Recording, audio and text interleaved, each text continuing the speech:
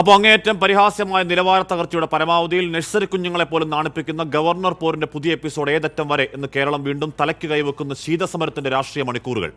അത് വിശാലമായൊരു രാഷ്ട്രീയ പ്ലോട്ടാണെങ്കിലും ടീച്ചറെ ഈ കുട്ടി എന്നെ നുള്ളിയെ പിച്ചിയെ ഫോർമാറ്റിൽ ബാലിശമ ഈഗോ ആണെങ്കിലും അല്ലെങ്കിൽ തന്നെ പല പ്രശ്നങ്ങളിൽ തലവെക്കുന്ന നാടിന് ആ അസംബന്ധ രാഷ്ട്രീയ ഷോ കാണുന്നതേ ചെടിപ്പാണ്.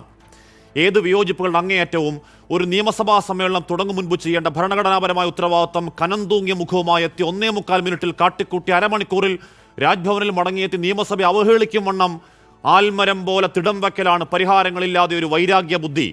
കാണുന്നവർക്ക് ഇപ്പോൾ അമ്പരപ്പില്ലതിന് കാരണം ഇരിക്കുന്ന ആ സ്ഥാപനത്തിന്റെ പവിത്രത തരിമ്പിന് വകവയ്ക്കാതെ കുട്ടികൾ കെട്ടിയൊരു ബാനർ കണ്ട് പ്രകോപിതനായതും പോലീസിനെ വായിൽ തോന്നിയതൊക്കെ വിളിച്ച് നേരിട്ട് പോയി അഴിച്ചിറക്കിയത് ഇരട്ടി വേഗതയിൽ 100 എന്ന മട്ടിൽ ആ ക്യാമ്പസിനെ രാത്രിയും ത്രസിപ്പിച്ച SFI മുദ്രാവാക്യങ്ങൾ കേട്ട ഇച്ഛാഭംഗത്തിൽ മിഠായി തെരുവിലെ അലുവാന്വേഷണ യാത്രയൊക്കെ കണ്ട് ഇതെന്ത് കൂത്ത് എന്ന് കേരളം മൂക്കത്ത് വിരൽ വെച്ചതാണ്. അതിന്റെ തുടർച്ചയിൽ സാമ്പത്തിക അടിയന്തരാവസ്ഥ എന്നൊരുണ്ടയില്ലാ വിരട്ടലും കേട്ടതാണ് കേരളം. ഇന്നലെ നിയമസഭയിലെ പ്രകടനത്തിലും കലിപ്പുതീരാതെ ഇന്നൊരു ആഘോഷ ദിവസവും സർക്കാരിനെ അടിക്കാനുള്ള വടിയായി 216 തവണയും ആരിഫ് മുഹമ്മദ് ഖാൻ ആവർത്തിക്കുന്നുണ്ട്. ഉന്നത വിദ്യാഭ്യാസത്തിന്റെ സുഹൃതക്ഷയം രാഷ്ട്രീയ ഇടപെടൽ. ശ്രീമാൻ ആരിഫ് മുഹമ്മദ് ഖാൻ അത് പറഞ്ഞു തുടങ്ങിയ നാളുകളിൽ ശരിയാണല്ലോ എന്ന് തോന്നിയവർക്ക് മുന്നിലാണ് അതേ സർവകലാശാലകളിൽ റാങ്കുകാരെയും മിടുക്കരെയും വെട്ടിനിരത്തി സംഘപരിവാർ നോമിനികളെ അധാർമികമായി തിരികാൻ അതേ ഗവർണറുടെ മുഖ്യ കാർമ്മികത്വം, കോടതിയുടെ പ്രഹരം. അതിൽ മറുപടിയില്ലാത്തപ്പോൾ അത് രാഷ്ട്രപതിയോട് പറഞ്ഞോളാം എന്നാണ് വിദണ്ഡവാദമെങ്കിൽ അങ്ങയുടെ അക്കാദമിക ആശങ്ക ആത്മാർത്ഥതയില്ലാത്ത രാഷ്ട്രീയമാണ്. ഇനി ധൂർത്താണ് പ്രശ്നമെങ്കിൽ ഇന്ന് പൗരപ്രമുഖരെ വിരുന്നൂട്ടാൻ വാങ്ങിയെടുത്തത് ലക്ഷങ്ങളാണ്. അതിനു മുൻപ് ടൂറും വിനോദവും അടക്കം 6 ഇരട്ടി 7 ഇരട്ടിയാണ് രാജ്ഭവൻ ചെലവുകളിൽ കോടികളുടെ വർധന. അത്തരം ആത്മാർത്ഥതയില്ല പൊയ്പേച്ചുകൾ ഇവിടെ മാത്രമാണോ? ലോകം തീരുന്ന കാലത്തോളം പ്രസക്തമായ സമരമുറകളിൽ വെള്ളക്കാരനെ ആട്ടിയിറക്കി വർഗീയവാദി ഗോഡ്സെ ഒരു ബെറേറ്റ തോക്കുകൊണ്ട് തീർത്ത് കളഞ്ഞ രാജ്യത്തിന്റെ പിതാവ് സാക്ഷാൽ ഗാന്ധി അല്ല സ്വാതന്ത്ര്യത്തിന്റെ കാരണക്കാരെന്നാണ് ആരെയോ പ്രീതിപ്പെടുത്താൻ തമിഴ്നാട്ടിൽ ഉണ്ടിരുന്ന RL രവിക്ക് ഉൾവിളി. പരിധികളില്ലാത്ത അത്തരം വെളിവുകേടുകൾ, ഭരണം മുടക്കാൻ ബില്ലുകളിൽ അനന്തകാലം അടയിരിക്കൽ, കോടതികളിൽ പ്രഹരമേറ്റാലും ഇല്ലാത്ത അധികാരത്തിന്റെ മൗഢ്യലോകത്ത് പ്രതിപക്ഷ സംസ്ഥാനങ്ങളിൽ കേന്ദ്രം ആശീർവദിച്ചുവിട്ട ഗവർണർമാർ തലപ്രാന്താക്കുമ്പോൾ ദ്രാവിഡ രാഷ്ട്രീയത്തിന്റെ ധൈഷണിക പെരുംതലവർ അണ്ണാദുരൈ ഇപ്പോഴല്ല അന്ന് 59 പറഞ്ഞതാണ്, ആടുക്ക് താടിയും നാട്ടുക്ക് ഗവർണറും തേവയില്ലായി.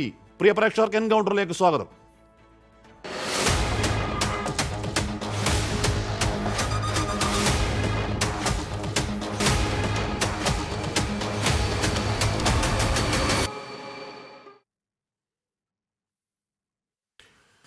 അടുക്കൽ കെ അനിൽകുമാർ, അടുക്കൽ സുരേഷ്, ശ്രീ ജ്യോതികുമാർ ചാമക്കൽ എന്നിവർ ചർച്ചയിൽ. ശ്രീ അനിൽകുമാറിലേക്കാണ്. ശ്രീ അനിൽകുമാർ, ഇന്നലെ നമ്മൾ കണ്ടതാണ് നിയമസഭയിൽ എന്ന് പറഞ്ഞാൽ ഗവർണറുടെ ഏറ്റവും പ്രധാനപ്പെട്ട ഭരണഘടനാ ഉത്തരവാദിത്വം ഏത് രീതിയിലാണ് നിയമസഭ അവഹേളിക്കും മട്ടിൽ അദ്ദേഹം അത് പൂർത്തിയാക്കി പോയതെന്നുള്ള കാര്യം.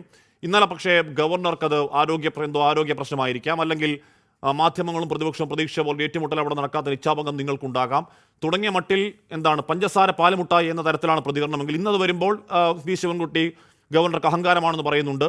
MV ഗോവിന്ദൻ നിലയില്ല കളി കളിക്കുന്നു എന്ന് പറയുന്നുണ്ട്.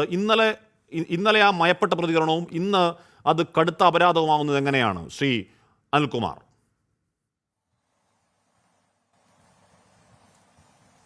ഒന്ന്, ഇന്നലെയും ഇന്നുമായി 2 നിലപാടില്ല. ഗവർണറുടെ രാഷ്ട്രീയ കളിയെക്കുറിച്ച് രാഷ്ട്രീയ നിലപാടുണ്ടാവും, സർക്കാരിന്റെ നിലപാടുണ്ടാവും. ബഹുമാനപ്പെട്ട മുഖ്യമന്ത്രിയും അതുപോലെ തന്നെ P രാജു ഉൾപ്പെടെയുള്ള മന്ത്രിമാരും വ്യക്തമാക്കിയത് നയപ്രഖ്യാപനം സംബന്ധിച്ച് എന്താണ് ഒരു ഗവർണർ ചെയ്യേണ്ടത്. അന്തസ്സുള്ള ഗവർണർമാർ അത് പൂർണ്ണമായും വായിക്കുകയാണ് വേണ്ടത്. അന്തസ്സില്ലാത്തവർ താൻ വിളിച്ചുകൂട്ടിയ നിയമസഭയെ നോക്കുകുത്തിയാക്കി ജനങ്ങളെ വെല്ലുവിളിച്ച് ഇത്തരം കോപ്രായങ്ങൾ കാണിച്ച് ഒളിച്ചു പോവുക സാധാരണമാണ്. ഇവിടെ ബഹുമാനപ്പെട്ട ഗവർണർ ആരിഫ് മുഹമ്മദ് ഖാൻ താൻ അവതരിപ്പിക്കേണ്ട പ്രസംഗത്തിന്റെ അവസാനത്തെ ഭാഗം വായിച്ചു, ആദ്യ ഭാഗം വായിച്ചു. അതോടുകൂടി ഔദ്യോഗികമായി ഫ്ലോറിൽ അത് വന്നു എന്ന് മുഖ്യമന്ത്രി പറഞ്ഞിട്ടുണ്ട്. അതിന്റെ രാഷ്ട്രീയ വിമർശനമാണ് മറ്റു ഭാഗത്ത് പറഞ്ഞിട്ടുള്ളത്. യഥാർത്ഥ പ്രശ്നം എന്താ? ഇന്ന് റിപ്പബ്ലിക് ദിനത്തിൽ കേരളത്തിന്റെ ഗവർണർ കേന്ദ്ര സർക്കാരിനെ വല്ലാതെ പുകഴ്ത്തുന്നു, നരേന്ദ്രമോദി സർക്കാരിനെ കുറിച്ച് രാഷ്ട്രീയ പ്രസംഗം നടത്തുന്നു. എന്നാൽ അദ്ദേഹം പ്രതിനിധാനം ചെയ്യുന്ന കേരളത്തിലെ സർക്കാരിനെ കുറിച്ച്, അതിന്റെ നല്ല കാര്യങ്ങളെക്കുറിച്ച് അദ്ദേഹം പറയുന്നില്ല. എന്താ ഗവർണറെ പ്രകോപിപ്പിച്ചത്? എന്താണ് അദ്ദേഹം നയപ്രഖ്യാപന പ്രസംഗം വാങ്ങിക്കാൻ അദ്ദേഹത്തിന് തടസ്സം? അദ്ദേഹത്തിൻ്റെ തൊണ്ടയിൽ മുള്ളു കയറിയത്? പ്രശ്നം അദ്ദേഹം കേരളത്തെക്കുറിച്ച് കളവുകൾ പറയുകയായിരുന്നു. കേരളത്തിൻ്റെ വരുമാനത്തിൻ്റെ സിംഹഭാഗവും മദ്യത്തിൽ നിന്നാണ് അദ്ദേഹം ഒരു കളവ് പറഞ്ഞു. തൊണ്ടി സഹിതം പിടിക്കപ്പെട്ടു അദ്ദേഹം. ഇന്ത്യയിൽ ഏറ്റവും കൂടുതൽ മദ്യമേഖലയിൽ നിന്ന് വരുമാനം ഉണ്ടാക്കുന്നത് അദ്ദേഹത്തിൻ്റെ സംസ്ഥാനമായ UP ആണ്. UP-യിലെ ഒരു വർഷം ഏതാണ്ട് 42,000 കോടി രൂപ മദ്യത്തിൽ നിന്ന് വരുമാനം ഉണ്ടാക്കിക്കൊണ്ടിരിക്കുമ്പോൾ കേരളത്തിൻ്റെ മദ്യത്തിൽ നിന്നുള്ള വരുമാനം ചെറിയ തുക മാത്രമേ ഉള്ളൂ. അത് ഇന്ത്യ രാജ്യത്ത് ആകെ കണക്കെടുത്താൽ വളരെ പുറകിലാണ് കേരളം എന്ന വസ്തുത ചൂണ്ടിക്കാണിക്കുക മാത്രമല്ല, കേരളത്തിൻ്റെ തനത് വരുമാനത്തിൽ 3% മാത്രമേ മദ്യമേഖലയിൽ നിന്നുള്ള വരുമാനമെന്ന് എഴുതി തയ്യാറാക്കിയ കണക്ക് അദ്ദേഹത്തിന് വായിക്കേണ്ടി വരും. അപ്പോൾ സ്വാഭാവികമായും അദ്ദേഹത്തിൻ്റെ പ്രസംഗം അദ്ദേഹം മുമ്പ് പറഞ്ഞ കളവിനെ പൊളിക്കുന്നതാണ്. അപ്പോൾ ഒളിച്ചു പോവുകയേ മാർഗമുള്ളൂ. അതുപോലെ തന്നെ കേരളത്തിലെ സർവകലാശാലകളെ ഈടുത്താൽ എന്തെല്ലാം കളവുകൾ അദ്ദേഹം പറഞ്ഞു. ഫാക്ട് വെച്ചിട്ട് എവിടൊക്കെ A+ കിട്ടി, ഏതെല്ലാം മേഖലകളിൽ സർവകലാശാല മുന്നോട്ട് പോയി, ഡീറ്റെയിൽ സർവകലാശാല എന്താ ചെയ്യുന്നത്, IT മേഖല കേരളത്തിൻ്റെ കുതിപ്പെന്താണ്, ഈ മേഖലകളിലെ കുതിപ്പുകളെല്ലാം കേന്ദ്ര സർക്കാർ നൽകിയ സാക്ഷ്യപത്രങ്ങൾ കൂടി രേഖപ്പെടുത്തിയിട്ടാണ് കേരള സർക്കാർ ഒരു ഔദ്യോഗിക പ്രസംഗം തയ്യാറാക്കിയത്. ഇത് വായിക്കേണ്ടി വന്നാൽ ഈ ഗവർണർ കഴിഞ്ഞ 2 കൊല്ലം കേരളത്തിൽ നടത്തിക്കൊണ്ടിരിക്കുന്ന കേരള വിരുദ്ധ പ്രചരണങ്ങളുടെ മുനയൊടിയും. അദ്ദേഹം കളവ് പറഞ്ഞു നാട്ടുകാർ കേൾക്കും. ശ്രീ അനിൽകുമാർ, ഇത് താങ്കൾ ഈ കാര്യകാരണ സഹിതം പറയാൻ ശ്രമിക്കുന്നത് എന്താണ്? താങ്കൾ ഈ കാര്യകാരണ സഹിതം പറയാൻ ശ്രമിക്കുന്നത് ഇപ്പോൾ ഗവർണർ സംഘപരിവാറിന് ചട്ടുകമാണെന്ന് CPM ആരോപിക്കുന്നു. ഗവർണർ കേന്ദ്ര സർക്കാരിൻ്റെ ആയുധമാണ് എന്ന് CPM ആരോപിക്കുന്നു. CPM മാത്രമല്ല, രാജ്യത്തെ എല്ലാ പ്രതിപക്ഷ പാർട്ടികളും ഒരുപോലെ ആരോപിക്കുന്നതാണ്. അതുമാത്രമല്ല, ഇവിടെ RSS അധ്യക്ഷൻ വരുമ്പോൾ അല്ലെങ്കിൽ മോഹൻ ഭഗവത് വരുമ്പോൾ രാജ്ഭവനിലേക്ക് വേണമെങ്കിൽ വിളിച്ചു വരുത്താം. അങ്ങനെ വിളിച്ചു വരുത്താം. അങ്ങോട്ടേക്ക് പോയി കണ്ട് അദ്ദേഹം കൂറ് പ്രഖ്യാപിച്ച ആൾ ചെയ്യുന്നതിനെ കാര്യകാരണ സഹിതം തെറ്റേത് ശരിയാതെന്ന് താങ്കൾ ബോധ്യപ്പെടുത്താൻ ശ്രമിക്കണം ശ്രീ അനിൽകുമാർ. അദ്ദേഹത്തിന്റെ രാഷ്ട്രീയം വ്യക്തമാണെങ്കിൽ നിയമസഭയെ അവഹേളിച്ചാൽ ഗവർണറെ താങ്കൾ നിയമസഭയെ അവഹേളിക്കരുത് എന്ന് അടുത്ത മണിക്കൂറിൽ മുഖ്യമന്ത്രി തന്നെ രാഷ്ട്രീയ പ്രതികരണം കൊടുക്കേണ്ടതല്ലേ അനിൽകുമാർ? അവിടെയാണ് കേരള സർക്കാരിൻ്റെ നിലപാട് മനസ്സിലാക്കേണ്ടത്. ഈ ഗവർണറെ ഇങ്ങനെ ചെയ്യിക്കുന്ന ആരാ? സംഘപരിവാരമാണ്. അവർ ഭരണഘടന പിച്ചിച്ചീന്തുകയാണ്. ഇന്നത്തെ ദിവസം കേന്ദ്ര സർക്കാർ തന്നെ ഔദ്യോഗിക ഹാൻഡിലുകൾ പ്രസിദ്ധീകരിച്ച ഭരണഘടനയുടെ ആമുഖം നോക്കൂ.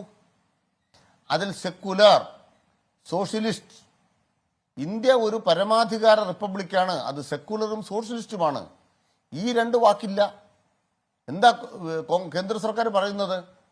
76-ലെ അടിയന്തരാവസ്ഥയ്ക്ക് മുമ്പ് ആ 2 വാക്ക് ഭരണഘടനയുടെ ആമുഖത്തിൽ ഇല്ല. അതുകൊണ്ട് യഥാർത്ഥ ആമുഖം മറ്റതാണ്, സെക്കുലർ ഇല്ലാത്തതാണ്, സോഷ്യലിസം ഇല്ലാത്തതാണ്. ഈ വാദമാണ് ഭരണഘടനയ്ക്കെതിരായിട്ട് ഇന്ത്യ രാജ്യത്ത് RSS മുടക്കുക മാത്രമല്ല ഇന്ന് കേന്ദ്ര സർക്കാർ ഔദ്യോഗിക ഹാൻഡിലൂടെ കൊടുത്തുകൊണ്ടിരിക്കുന്നത്. എന്നാൽ നിർമ്മാണ സഭയിൽ നിർമ്മാണ സഭയിൽ പറയാം സെക്കുലർ എന്ന വാക്കും, അതെ, ഇന്ത്യ രാജ്യത്ത് സെക്കുലർ എന്ന വാക്കും സോഷ്യലിസ്റ്റ് എന്ന വാക്കും ആദ്യത്തെ ഭരണഘടനയുടെ ആമുഖത്തിൽ ഉണ്ടായിരുന്നില്ല.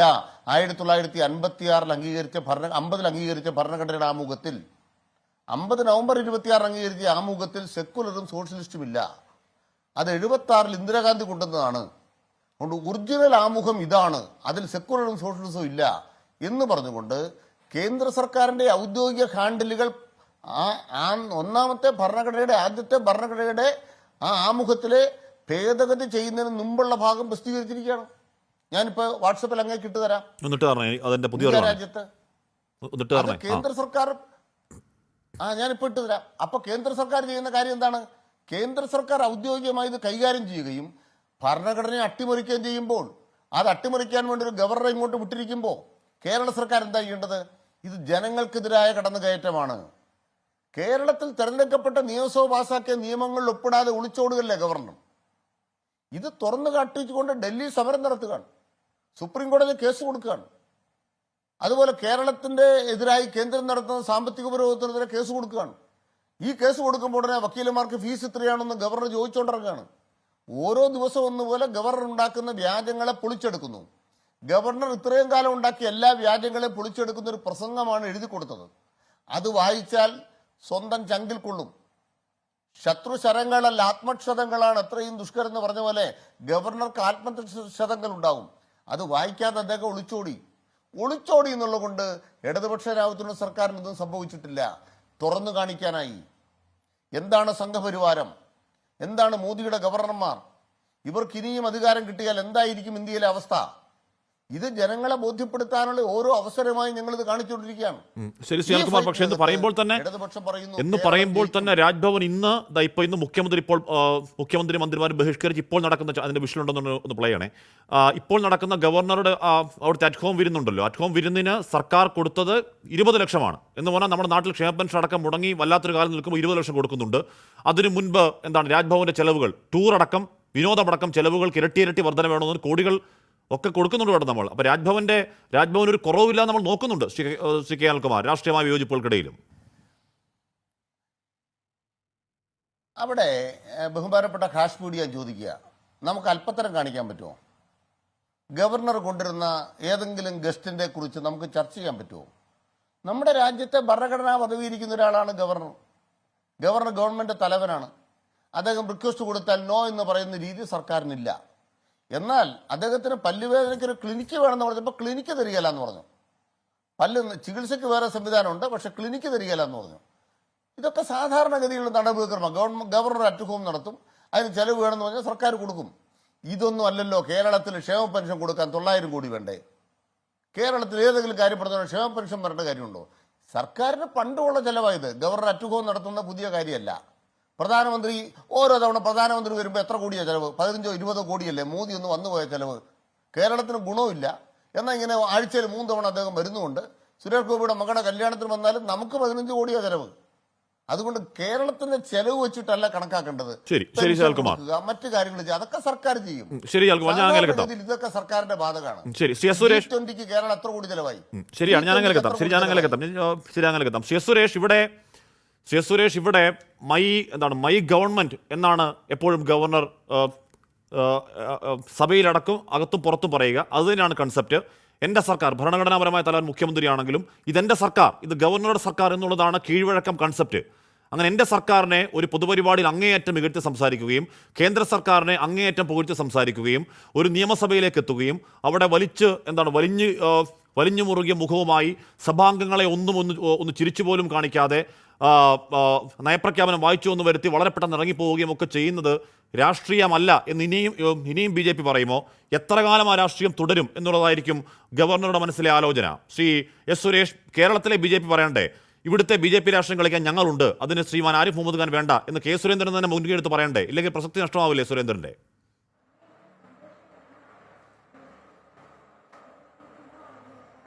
അല്ല, സുരേന്ദ്രൻ്റെ പ്രസക്തി നഷ്ടപ്പെടണോ അത് ഉയർത്തണോ എന്നുള്ളതൊക്കെ ഞങ്ങൾ നോക്കിക്കൊള്ളാം. അതിൽ ഹാഷ്മി വലിയ വേവലാതിപ്പെടേണ്ട ആവശ്യമില്ല. ഇവിടെ നമ്മളൊന്ന് മനസ്സിലാക്കേണ്ടത്, കേരളത്തിൽ ഇതുപോലെ ചുരുങ്ങിയ സമയത്തിനുള്ളിൽ നയപ്രഖ്യാപനം നടത്തുന്നത് ഇതാദ്യമായിട്ട് സംഭവിച്ചതൊന്നുമല്ല. മുമ്പ് ഞാൻ മനസ്സിലാക്കുന്നത് ജ്യോതി വെങ്കടാചലം കേരളത്തിൻ്റെ ഗവർണറായിരിക്കുന്ന വേളയിൽ, ആ കരുണാകരൻ മുഖ്യമന്ത്രിയായിരിക്കുന്ന സമയത്ത് ഇതുപോലെ 4-5 മിനിറ്റിനുള്ളിൽ നയപ്രഖ്യാപനം നടത്തി അവർ പോകുന്ന സാഹചര്യം ഉണ്ടായിരുന്നു. അതുപോലെ തന്നെ സിക്കന്ദർ ഭക്തിന് ആരോഗ്യകരമായിട്ടുള്ള പ്രശ്നങ്ങളാൽ അദ്ദേഹം നയപ്രഖ്യാപന പ്രസംഗത്തിൽ ഇതുപോലെ ഒരു മാതൃക അവലംബിച്ചിട്ടുള്ളതായിട്ട് നമ്മുടെ മുമ്പിലുണ്ട്. ഇപ്പോൾ ഇദ്ദേഹവും 1.5 മിനിറ്റിനുള്ളിൽ ഇത് വായിച്ചു പോയി ആദ്യത്തെയും അവസാനത്തെയും പാരഗ്രാഫ് വായിച്ചു കഴിഞ്ഞാൽ അത് സ്വാഭാവികമായിട്ടും അത് നയപ്രഖ്യാപനമായിട്ട് അംഗീകരിക്കപ്പെടുകയും ജ്യോതി വെങ്കടാചലം 6 മിനിറ്റിൽ അവസാനിപ്പിച്ചു. പക്ഷെ അതിന് കാരണം എന്താണ്? അന്ന് അവിടെ ഭരണ പ്രതിപക്ഷ തർക്കമായിരുന്നു. അത് മാത്രമല്ല, KM മാണിയുടെ ഇപ്പോൾ കുപ്രസിദ്ധമായ സമരകാലത്തും സമാനമായി സംഭവിച്ചത് എന്താണ്? അവിടെ ഭരണ പ്രതിപക്ഷ തർക്കമാണ് കാരണം. ഇങ്ങനെ ഗവർണറെ സ്വീകരിക്കാൻ വേണ്ടി മൊക്കയും ജണ്ടുമായി കാത്തിരിക്കുകയും അങ്ങനെ കാത്തിരിക്കുന്നവർക്ക് മുന്നിലേക്ക് വന്ന് 1.5 മിനിറ്റിൽ അവസാനിപ്പിക്കുന്നത് ചരിത്രത്തിലാദ്യമാണ്, രാജ്യ ചരിത്രത്തിലാദ്യമാണ്. ശ്രീ സുരേഷ്, അങ്ങ് അത് ഓർമ്മിപ്പിച്ചാൽ നല്ലതായി. ജ്യോതി വെങ്കടാചലത്തെ ഈ 6 മിനിറ്റിനുള്ളിൽ അവിടുന്ന് ആട്ടി ഓടിച്ചത് അന്ന് ശ്രീ അനിൽകുമാറിൻ്റെ പാർട്ടിക്കാരാണ്. CPM-കാർ ഗവർണറെ അസംബ്ലിക്കുള്ളിൽ കടത്താതെ സർവ്വവാതിലുകൾ ഉപരോധിച്ച് പുറംവാതിലൂടെ വന്ന ഗവർണറെ അവിടെയും തടഞ്ഞ് അതിനുശേഷം CPM ഗുണ്ടാ സംഘത്തെ MLA-മാരടങ്ങുന്ന ഗുണ്ടാ സംഘത്തെ അറസ്റ്റ് ചെയ്ത് മാറ്റിയതിന് ശേഷം ഗവർണറെ വലിച്ച് അസംബ്ലിക്കുള്ളിൽ കയറ്റി പ്രസംഗിച്ചു പോയി എന്നുള്ളതാണ്. അത് അത്രയും ഞാൻ വിശദീകരിച്ച് പറഞ്ഞില്ല, ശ്രീ ഹാഷ്മി സൂചിപ്പിച്ചത് കൊണ്ട് അത്രത്തോളം വിശദീകരിക്കാം. അപ്പോൾ അന്ന് ഗവർണറുടെ നയപ്രഖ്യാപന പ്രസംഗത്തെ 6 മിനിറ്റായിട്ട് കേരള ചരിത്രത്തിൽ ആദ്യമായിട്ട് കുറച്ച് അങ്ങനെ ചരിത്രം സൃഷ്ടിച്ചത് ഇന്ന് ഈ വാക്കുകൾ പറഞ്ഞുകൊണ്ട് ജനാധിപത്യത്തിൻ്റെയും അതോടൊപ്പം തന്നെ ഫെഡറലിസത്വമൊക്കെ അങ്ങ് തകർന്നു പോയി എന്ന് ഇവിടെ കിടന്ന് കൂകി വിളിക്കുന്ന CPM-കാരാണ് ആദ്യമായി കേരളത്തിൽ ഒരു ഗവർണറുടെ പ്രസംഗം തടസ്സപ്പെടുത്തുകയും 6 മിനിറ്റ് കൊണ്ട് അവസാനിപ്പിക്കേണ്ടിയും വന്നത്. അത് തന്നെയാണ് KM മാണിയുടെ വിഷയത്തിലുണ്ടായത്. KM മാണി അതിനുശേഷം സഖാവ് KM മാണി ആവുകയും മകൻ LDF-ലെത്തുകയും ചെയ്തുവെങ്കിലും ആ KM മാണിയെ തടയുന്നതിന് വേണ്ടി അസംബ്ലിയെ മുഴുവൻ തന്നെ കുരുതിക്കളമാക്കി അതിനകത്തുള്ള സകലതും തച്ചുടച്ച് തകർത്തുവാരി അഴിഞ്ഞാടി മുണ്ടും മടക്കി കുത്തി ഒരുമാതിരി തെരുവ് ഗുണ്ടകളെ പോലെ അതിനകത്ത് പെരുമാറിയ ഇന്നത്തെ മന്ത്രിമാരെക്കുറിച്ച് നമുക്കറിയാം. അപ്പോൾ ഇങ്ങനെയൊക്കെ ചെയ്തിട്ടും ബഡ്ജറ്റ് അവതരിപ്പിക്കുന്ന ഇവിടെയൊക്കെ ഒരു സംഘർഷ സാഹചര്യമുണ്ട്. ഇവിടെയൊക്കെ ഒരു സംഘർഷ സാഹചര്യമുണ്ട്. ഗവർണർ ആ സമരം ശരിയാണെങ്കിൽ തെറ്റാണെങ്കിൽ അവിടെയൊക്കെ ഒരു സംഘർഷ സാഹചര്യമുണ്ട്. ഗവർണർക്ക് അദ്ദേഹത്തിന്റെ പ്രസംഗം മുഴുമിക്കാൻ കഴിയാത്ത സാഹചര്യമുണ്ട്. ഇത്തരത്തിൽ നിയമസഭയെ ഒരു ഗവർണർ അവഹേളിക്കുന്നത് കേരള ചരിത്രത്തിലല്ല, രാജ്യ ചരിത്രത്തിൽ ആദ്യമാണെന്ന് പറയുകയാണ് ഞാൻ. ശ്രീ സുരേഷ്,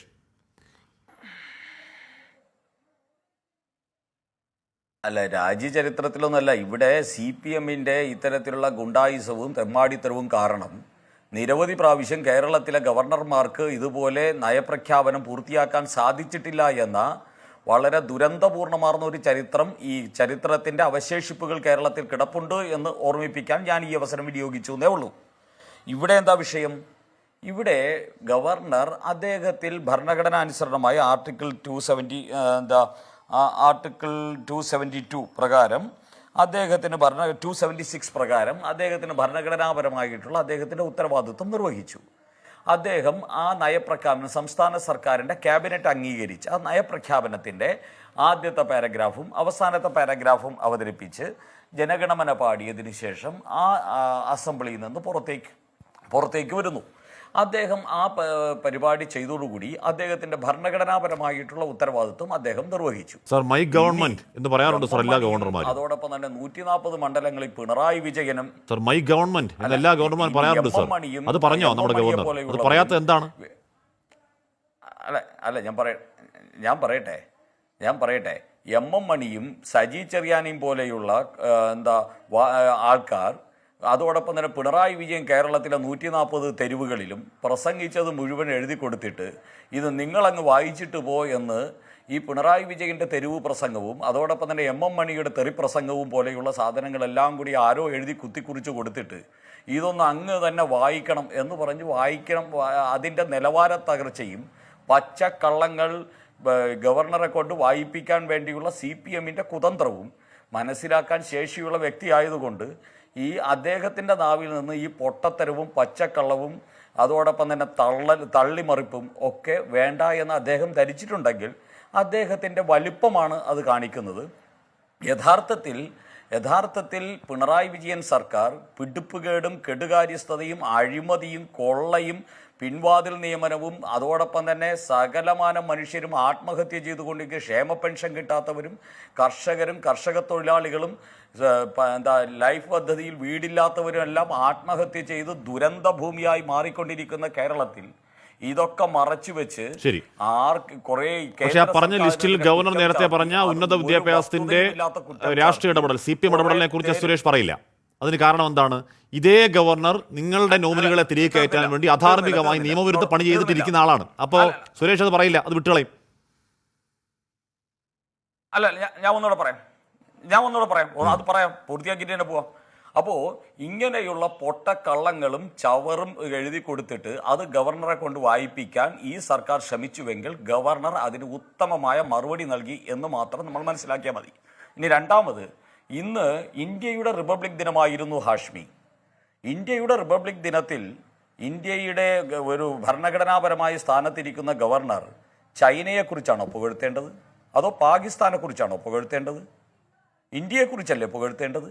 ഇന്ത്യ ലോകത്തിലെ വൻ ശക്തിയാകുന്നതും ഇന്ത്യ സാമ്പത്തികമായിട്ട് മുന്നേറുന്നതും ഇന്ത്യയിൽ നടക്കുന്ന ഈ ദരിദ്ര മേഖലയിൽ ദാരിദ്ര്യ രേഖയ്ക്ക് മുകളിലേക്ക് ഇന്ത്യയുടെ കോടാനുകോടി ജനങ്ങൾ കടന്നതും ഈ രാജ്യത്തിന് ലോക മേഖലയിൽ ഉണ്ടായിരിക്കുന്ന മേൽക്കൈയും ഒക്കെയല്ലേ ഒരു സമ്പൂർണ്ണ റിപ്പബ്ലിക് ആയതിൻ്റെ വാർഷികത്തിൽ ഈ രാജ്യം പ്രഖ്യാപിക്കേണ്ടത്? അങ്ങനെ പ്രഖ്യാപിക്കുന്ന സമയത്ത് എന്തിനാണ് നിങ്ങൾ അദ്ദേഹത്തെ കുറ്റം പറയുന്നത്?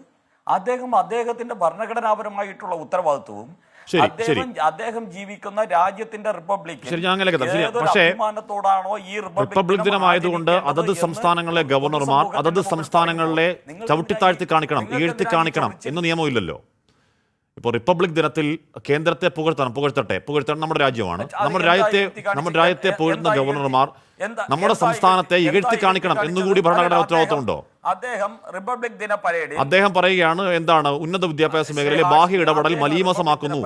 സർ, മലീമസമാക്കാൻ കൂട്ടുനിന്ന ഒരു ധന്യാത്മനാണ് പറയുന്നത്. ഇത് എന്തെങ്കിലും പറയാനുള്ള ധാർമ്മിക ഉത്തരവാദിത്തം ഈ ഗവർണർക്കുണ്ടോ എന്ന് പറഞ്ഞാൽ സർവകലാശാല സെനറ്റുകളിലേക്ക് ഒന്നാം റാങ്കുകാരെ, ഏറ്റവും മിടുക്കരെ, കലാപ്രതിഭകളെയൊക്കെ വെട്ടിനിരത്തി സംഘപരിവാറിന് കൊടുത്ത ലിസ്റ്റ് അതേപടി കൊടുത്തുവിട്ട മഹാനാണ് ഇവിടെ ഉന്നത വിദ്യാഭ്യാസ മേഖലയിൽ CPM ഇടപെടൽ എന്ന് പറയുന്നത്.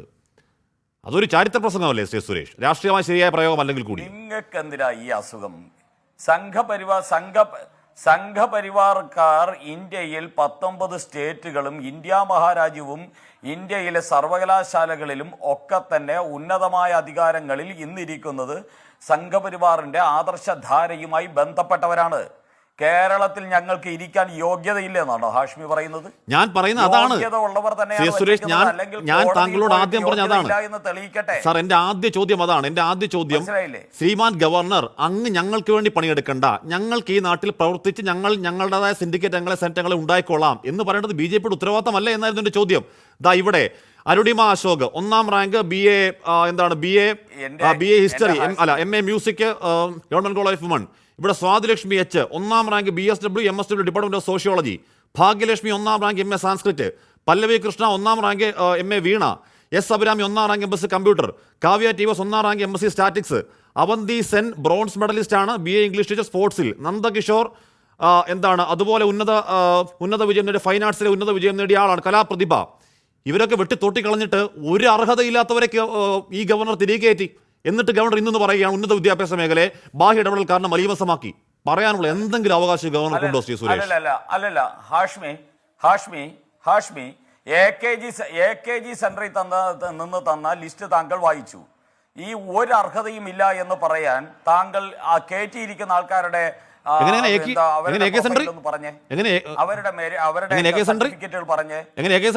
മനസ്സിലായില്ല. AKG സെന്ററിൽ നിന്നുള്ള ലിസ്റ്റ് എടുത്ത് വെച്ച് വായിച്ചിട്ട് സർവകലാശാല കൊടുത്ത ലിസ്റ്റാണ് എന്ന് പറയുന്നത്. സാർ, സർവകലാശാല കൊടുത്ത ലിസ്റ്റാണ്.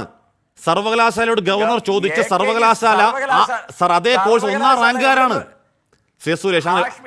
അങ്ങനെ ഉത്തരമിട്ട് കൊഞ്ഞാൻ കുത്തല്ലേ? ഇത് സർവകലാശാല ലിസ്റ്റാണ് ഞാൻ വായിക്കുന്നത്. സർവകലാശാല കൊടുത്ത ലിസ്റ്റ് ബിന്ദു എന്ന് പറയുന്ന സർവകലാശാലയിൽ ബിന്ദു ഒക്കെ അവിടെ നിൽക്കട്ടെ. ഇവിടെ അതത് കോഴ്സുകളിൽ അതത് ഫാക്കൽറ്റികളിൽ ഒന്നാം റാങ്കുകാരുടെ ലിസ്റ്റ് സർക്കാർ കൊടുത്താണ്, യൂണിവേഴ്സിറ്റി കൊടുത്താണ്. സുരേഷ്, ആര് നിർത്തിപ്പോയി?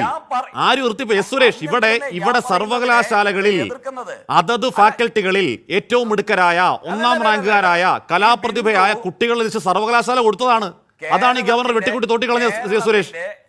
എന്നിട്ട് അങ്ങോട്ട് ശുപാർശ ചെയ്തതാണ് മൊത്തം ABVP-ക്കാര്. വിദ്യാഭ്യാസ വകുപ്പ് മന്ത്രി ബിന്ദു, കേരളത്തിലെ വിദ്യാഭ്യാസ വകുപ്പ് മന്ത്രി ബിന്ദു DYFI RPC എന്നും SFI RPC എന്നും കൊടുക്കുന്ന ലിസ്റ്റ് എടുത്ത് ഗവർണർ സർവകലാശാലയ്ക്ക് കൊടുത്തിട്ട് അതേ ലെറ്റർ പാഡിൽ ഗവർണർക്ക് അയച്ചു കൊടുത്ത വിഡ്ഢിത്തം കാണിച്ച വിവരം കെട്ട ഒരു ഉന്നത വിദ്യാഭ്യാസ സർവകലാശാലയുടെ അധികാരം മുഴുവൻ എന്റെ നേർക്കുനേർ ചോദ്യം താങ്കൾ മറുപടിയില്ല. എന്റെ നേർക്കുനേർ ചോദ്യം താങ്കൾക്ക് മറുപടിയില്ല. സുരേഷ്, സുരേഷ്, എന്റെ നേർക്കുനേർ ചോദ്യം താങ്കൾ മറുപടിയില്ല. സുരേഷ്, എന്റെ നേർക്കുനേർ ചോദ്യം താങ്കൾക്ക് മറുപടിയില്ല. ഒന്നാം റാങ്കുകാരായ കലാപ്രതിഭകളായ നല്ല ഒന്നാം തരം വിദ്യാർത്ഥികളെ സർവകലാശാല രേഖാമൂലം നൽകിയിട്ടും ഗവർണർക്ക് അത് ബോധ്യപ്പെടാത്തതിന് കാരണം എന്താണ്? ഗവർണർ കളിക്കുന്നത് ഒന്നാം തരം രാഷ്ട്രീയമായതുകൊണ്ടാണ്. എന്നിട്ട് വന്ന് ഇന്ന് പൊതുവേദിയിൽ പറയുകയാണ് ഉന്നത വിദ്യാഭ്യാസ ബാഹ്യ ഇടപെടൽ തകർത്തു. ബാഹ്യ ഇടപെടൽ തകർക്കുന്നതിൽ നമ്മുടെ ഗവർണറും പങ്കാളിയാണെന്നേ. ഹാഷ്മി വിവരക്കേട് പറയരുത്. എന്താണ്? ഏത് നിയമപ്രകാരമാ പറയുന്ന ഒന്നാം റാങ്ക് കയറി അവന് സെനറ്റിൽ കൊടുക്കണമെന്ന്? അത് മര്യാദ സെനറ്റിൽ കൊടുക്കണമെന്ന് നിയമത്തിൽ എവിടെ എഴുതി വെച്ചിരിക്കുന്നു? ഉണ്ട്, നിയമത്തിലുണ്ട്. ഒന്ന് പറ. നിയമത്തിലുണ്ട് സാർ. ഞാൻ വായിക്കാം. AKG സെന്ററിലെ ക്യാപ്സ്യൂൾ എടുത്ത് 24-ൽ വിഴുങ്ങരുത്. നിങ്ങൾ പറ, റാങ്ക് അടിസ്ഥാനത്തിലാണ് സെനറ്റിൽ കയറ്റേണ്ടത് എന്ന് ഏത് നിയമത്തിലാണ് പറഞ്ഞിരിക്കുന്നത്? ഏത് സ്റ്റാറ്റ്യൂട്ടിലുണ്ട്? ഏത് സംവിധാനത്തിലുണ്ട്? പറ. അപ്പൊ ഒന്നാം റാങ്കുകാരെ ഒഴിവാക്കി ABVP-ക്കാരെ കയറ്റാം എന്ന് ഏത് സ്റ്റാറ്റ്യൂട്ടിലാണ്? ഒന്നാം റാങ്കുകാരെ ഒഴിവാക്കി ABVP-ക്കാരെ കയറ്റാം എന്ന് പറഞ്ഞ ഏത് സ്റ്റാറ്റ്യൂട്ടിലാണ് സുരേഷ്? അവിടെ ഗവർണർക്ക് നോമിനേറ്റ് ചെയ്യാനുള്ള ഒരു മാതൃകയുണ്ട്. ആ മാതൃകയും അദ്ദേഹത്തിന്റെ ഡിസ്ക്രിപ്ഷനും അനുസരിച്ച് അദ്ദേഹം നോമിനേറ്റ് ചെയ്തു. അത് ABVP-ക്കാർക്ക് ഇവിടത്തെ സർവകലാശാലയിൽ കയറാൻ പറ്റില്ല എന്ന മൂഢവിചാരം നിങ്ങൾക്ക് ഇന്നലകളിൽ ഉണ്ടെങ്കിൽ ഞാൻ വായിക്കാം. കൂടിയാണ് സുരേഷ് പെരുമാറിയത് എന്ന് സ്റ്റാറ്റ്യൂട്ട് ചോദിച്ചില്ലേ? വായിക്കാം. അതായത് 4 students nominated by the chancellor. Sir ഞാൻ വായിക്കാന്നേ സുരേഷ്, ഞാൻ വായിക്കാണ്. സുരേഷ് കേൾക്ക്. സുരേഷ് ചോദിച്ചാലേ ഒന്ന് കേൾക്ക്. 4 students nominated by the Chancellor, one having outstanding academic ability in humanities, one having outstanding ability in science, one having outstanding ability in sports, and one having outstanding ability in fine arts. ഈ വിഷയങ്ങളിൽ outstanding ability എങ്ങനെയാണ് നിശ്ചയിക്കുക? അത് ഒന്നാം rank കൊണ്ട് തന്നെയാണ് സുരേഷ്. ആരാ നിങ്ങളോട് പറഞ്ഞേ? അല്ലെങ്കിൽ പിന്നെ എങ്ങനെയാണ്? ഒന്നാം റാങ്ക് വെച്ചിട്ടാണ് നിങ്ങളോട് ആര് പറഞ്ഞു? അല്ലെങ്കിൽ പിന്നെ എങ്ങനെയാണ് സുരേഷ്? സയൻസിൽ ശരി, ഓക്കെ. ഞാൻ പഠിച്ചത് ബയോകെമിസ്ട്രിയാണ്. ഒരു മിനിറ്റ് സുരേഷ്, ഒറ്റ മിനിറ്റ്. എന്ത് പ്രൊഫഷണൽ കുട്ടികളാണ്. മണ്ടത്തരം പറയല്ലേ സുരേഷ്, പ്ലീസ്.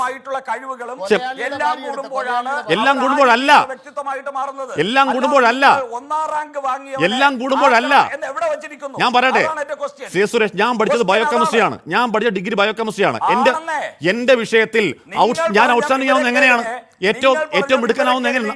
സാർ, നമ്മുടെ നിലവിലെ അക്കാദമിക് രീതി വെച്ച് ഏറ്റവും മിടുക്കനാവുന്ന എങ്ങനെയാണ്? ഞാൻ ഒന്നാം റാങ്കാരനാവുമ്പോഴാണ്. ആ ഒന്നാം റാങ്കാരനെ ഒഴിവാക്കി തോറ്റ കുട്ടികളെ കയറ്റിയത്. സുരേഷ്, അതറിയില്ലേ? റിസൾട്ട് പോലും വരാത്ത കുട്ടികളെ കയറ്റി. റിസൾട്ട് പോലും വരാത്ത കുട്ടികളെ കയറ്റി. സ്വന്തം പേരെഴുതാൻ അറിയാത്തവൻ ഇവിടെ റാങ്ക്. അത് മാറ്റണ്ട. പോയിന്റ് മാറ്റണ്ട. കേരളം എന്താ? കേരളത്തിൽ തുണ്ടുവെച്ച് എഴുതിയും SFI-ക്കാരന്റെ ആഫീസിൽ നിന്ന് കൊടുക്കുന്ന ഉത്തരം എഴുതിയും അതോടൊപ്പം തന്നെ കേരളത്തിലെ DPI പറഞ്ഞത് എന്താ? പേരെഴുതാൻ അറിയാത്തവൻ മാർക്ക് വാങ്ങി ജയിച്ചു. കേരളത്തിലെ വിദ്യാഭ്യാസത്തെ നശിപ്പിച്ച സ്റ്റാറ്റ്യൂട്ട് മാറ്റിയപ്പോൾ ഗോൾ പോസ്റ്റ് മാറ്റി. സ്റ്റാറ്റ്യൂട്ട് വായിച്ചപ്പോൾ ഗോൾ പോസ്റ്റ് മാറ്റി സുരേഷ്. സർട്ടിഫിക്കറ്റ് വെച്ചിട്ടാണോ കേട്ടേണ്ടത്? സ്റ്റാറ്റ്യൂട്ട് വായിച്ചപ്പോൾ സുരേഷ് ഗോൾ പോസ്റ്റ് മാറ്റി കേട്ടോ. ശരി, ഞാൻ അങ്ങനെ എത്താം. അങ്ങനെയാണെങ്കിൽ ശരി മുഴുവൻ റാങ്ക് വാങ്ങും. സാർ, ഈ കുട്ടികൾ SFI-ക്കാരല്ല, ഒന്നാം റാങ്കുകാരാണ്. അതത് ഫാക്കൽറ്റികൾ ഒന്നാം റാങ്കുകാർ കലാപ്രതിഭകളുമാണ്, SFI-ക്കാരല്ല. സ്റ്റാറ്റ്യൂട്ട് വായിച്ചപ്പോൾ ഗോൾ പോസ്റ്റ് ഞാൻ അങ്ങനെ എത്താം. ജ്യോതികുമാർ ചാമക്കാല പോട്ടെ. അത് നമ്മൾ നേരത്തെ എന്താണ് പറയുന്നത്? ഇല്ല, ഇതിൽ ഡിസ്കഷൻ ഇല്ല. ഇതിൽ ഗവർണർക്ക് ഡിസ്ക്രിപ്ഷൻ ഇല്ല. അതല്ല നിയമം. ഡിസ്ക്രിപ്ഷൻ ഉള്ളത് മറ്റു വിഭാഗത്തിൽ കയറ്റാൻ. സുരേഷ്, മറ്റു വിഭാഗങ്ങൾ ആൾക്കാരെ കയറ്റാൻ ഗവർണർക്ക് ഡിസ്ക്രിപ്ഷൻ ഉണ്ട്. ആ ഡിസ്ക്രിപ്ഷൻ ഉപയോഗിച്ച് സംഘപരിവാർ ആളുകളെ ഗവർണർ കയറ്റിയിട്ടുമുണ്ട്. 4 വിദ്യാർത്ഥികളുടെ കാര്യത്തിൽ ഗവർണർക്ക് ആ ഡിസ്ക്രിപ്ഷൻ ഇല്ല. ആ ഡിസ്ക്രിപ്ഷൻ ഔട്ട്സ്റ്റാൻഡിംഗ് സ്റ്റുഡൻസ് ആണ്. ഔട്ട്സ്റ്റാൻഡിംഗ് സ്റ്റുഡൻസിനാണ് സർവകലാശാല നൽകിയത്. അതാണ് എടുത്ത് ഇല്ലാത്ത ഡിസ്ക്രിപ്ഷൻ ഒന്നും തെറ്റിദ്ധരിച്ച് ഗവർണർ RS അല്ലെങ്കിൽ BJP കൊടുത്ത ലിസ്റ്റ് കൊടുത്തത്. അവിടെ അത് കോടതി പോയപ്പോൾ സ്റ്റേ ചെയ്തു. സുരേഷ്, പോട്ടെ, നമുക്ക് അതിൽ മാത്രം നിൽക്കണ്ട. പോട്ടെ. ഇല്ല, ഗവർണർക്ക് ഡിസ്ക്രിപ്ഷൻ ഇല്ല. ഗവർണർക്ക് അതിൽ ഡിസ്ക്രിപ്ഷൻ ഇല്ല.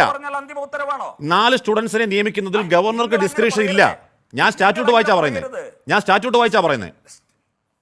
സ്റ്റേ എന്ന് പറഞ്ഞാൽ അന്തിമ ഉത്തരവാണോ? അതൊക്കെ വേറെ സാധനം സാർ. ഞാൻ സ്റ്റാറ്റ്യൂട്ട് വായിച്ചാ പറയുന്നത്. അന്തിമ ഉത്തരവാണോ? ഞാൻ സ്റ്റാറ്റ്യൂട്ട് വായിച്ചാണ് പറയുന്നത്. മിടുക്കരായ വിദ്യാർത്ഥികളെ വെട്ടി ABVP-ക്കാരെ കയറ്റാൻ ഡിസ്ക്രിപ്ഷൻ ഗവർണർക്ക് ഈ വിഷയത്തിൽ ഇല്ല. ഞാൻ സ്റ്റാറ്റ്യൂട്ട് വായിച്ചാ പറയുന്നത്. പോട്ടെ, അത് വിട്ടേക്കും. നമ്മുടെ വിഷയം അതല്ല. അത് വിട്ടേക്കൂ. ശ്രീ ജ്യോതികുമാർ ചാമക്കാല, ഇപ്പൊ ഇതിനോട് മിടുക്കൻ എന്ന് പറയുന്നത് ഗവർണർക്ക് മിടുക്കൻ എന്ന് തോന്നിയതിൽ ഒരു ക്രൈറ്റീരിയ കാണും. എന്ത് ക്രൈറ്റീരിയ? ABVP-ക്കാരനാണ് എന്ന ക്രൈറ്റീരിയയാണ് മിടുക്കൻ തോന്നാൻ കാരണം. പന്തളം കോളേജിൽ അടക്കം ABVP പ്രവർത്തകരാണ്, നേതാക്കളാണ് എന്നുള്ളതാണ് ഗവർണർക്ക് തോന്നിയ ക്രൈറ്റീരിയ. മാത്രമേ മിടുക്കരായൂ.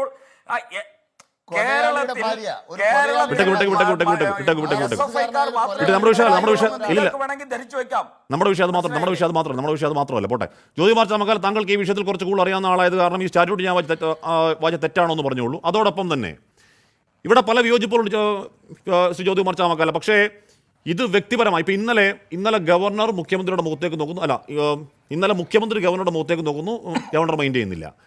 ഇന്ന് ഗവർണർ മുഖ്യമന്ത്രിയുടെ മുഖത്തേക്ക് നോക്കുന്നു, മുഖ്യമന്ത്രി മൈൻഡ് ചെയ്യുന്നില്ല. ഇന്നിപ്പോൾ ഒരു വിരുന്നിലേക്ക് വിളിക്കുന്നു, അങ്ങോട്ടേക്ക് പോകുന്നില്ല. ഇത് മറ്റു വിയോജികൾക്കൊക്കെ അപ്പുറം മുഖ്യമന്ത്രിയും ഗവർണറും തമ്മിലുള്ള വ്യക്തിപരമായ ഈഗോ ക്ലാഷായി മാറുന്നുണ്ടോ? അത് എത്രമേൽ പരിതാപകരമാണ് ചാമക്കാല?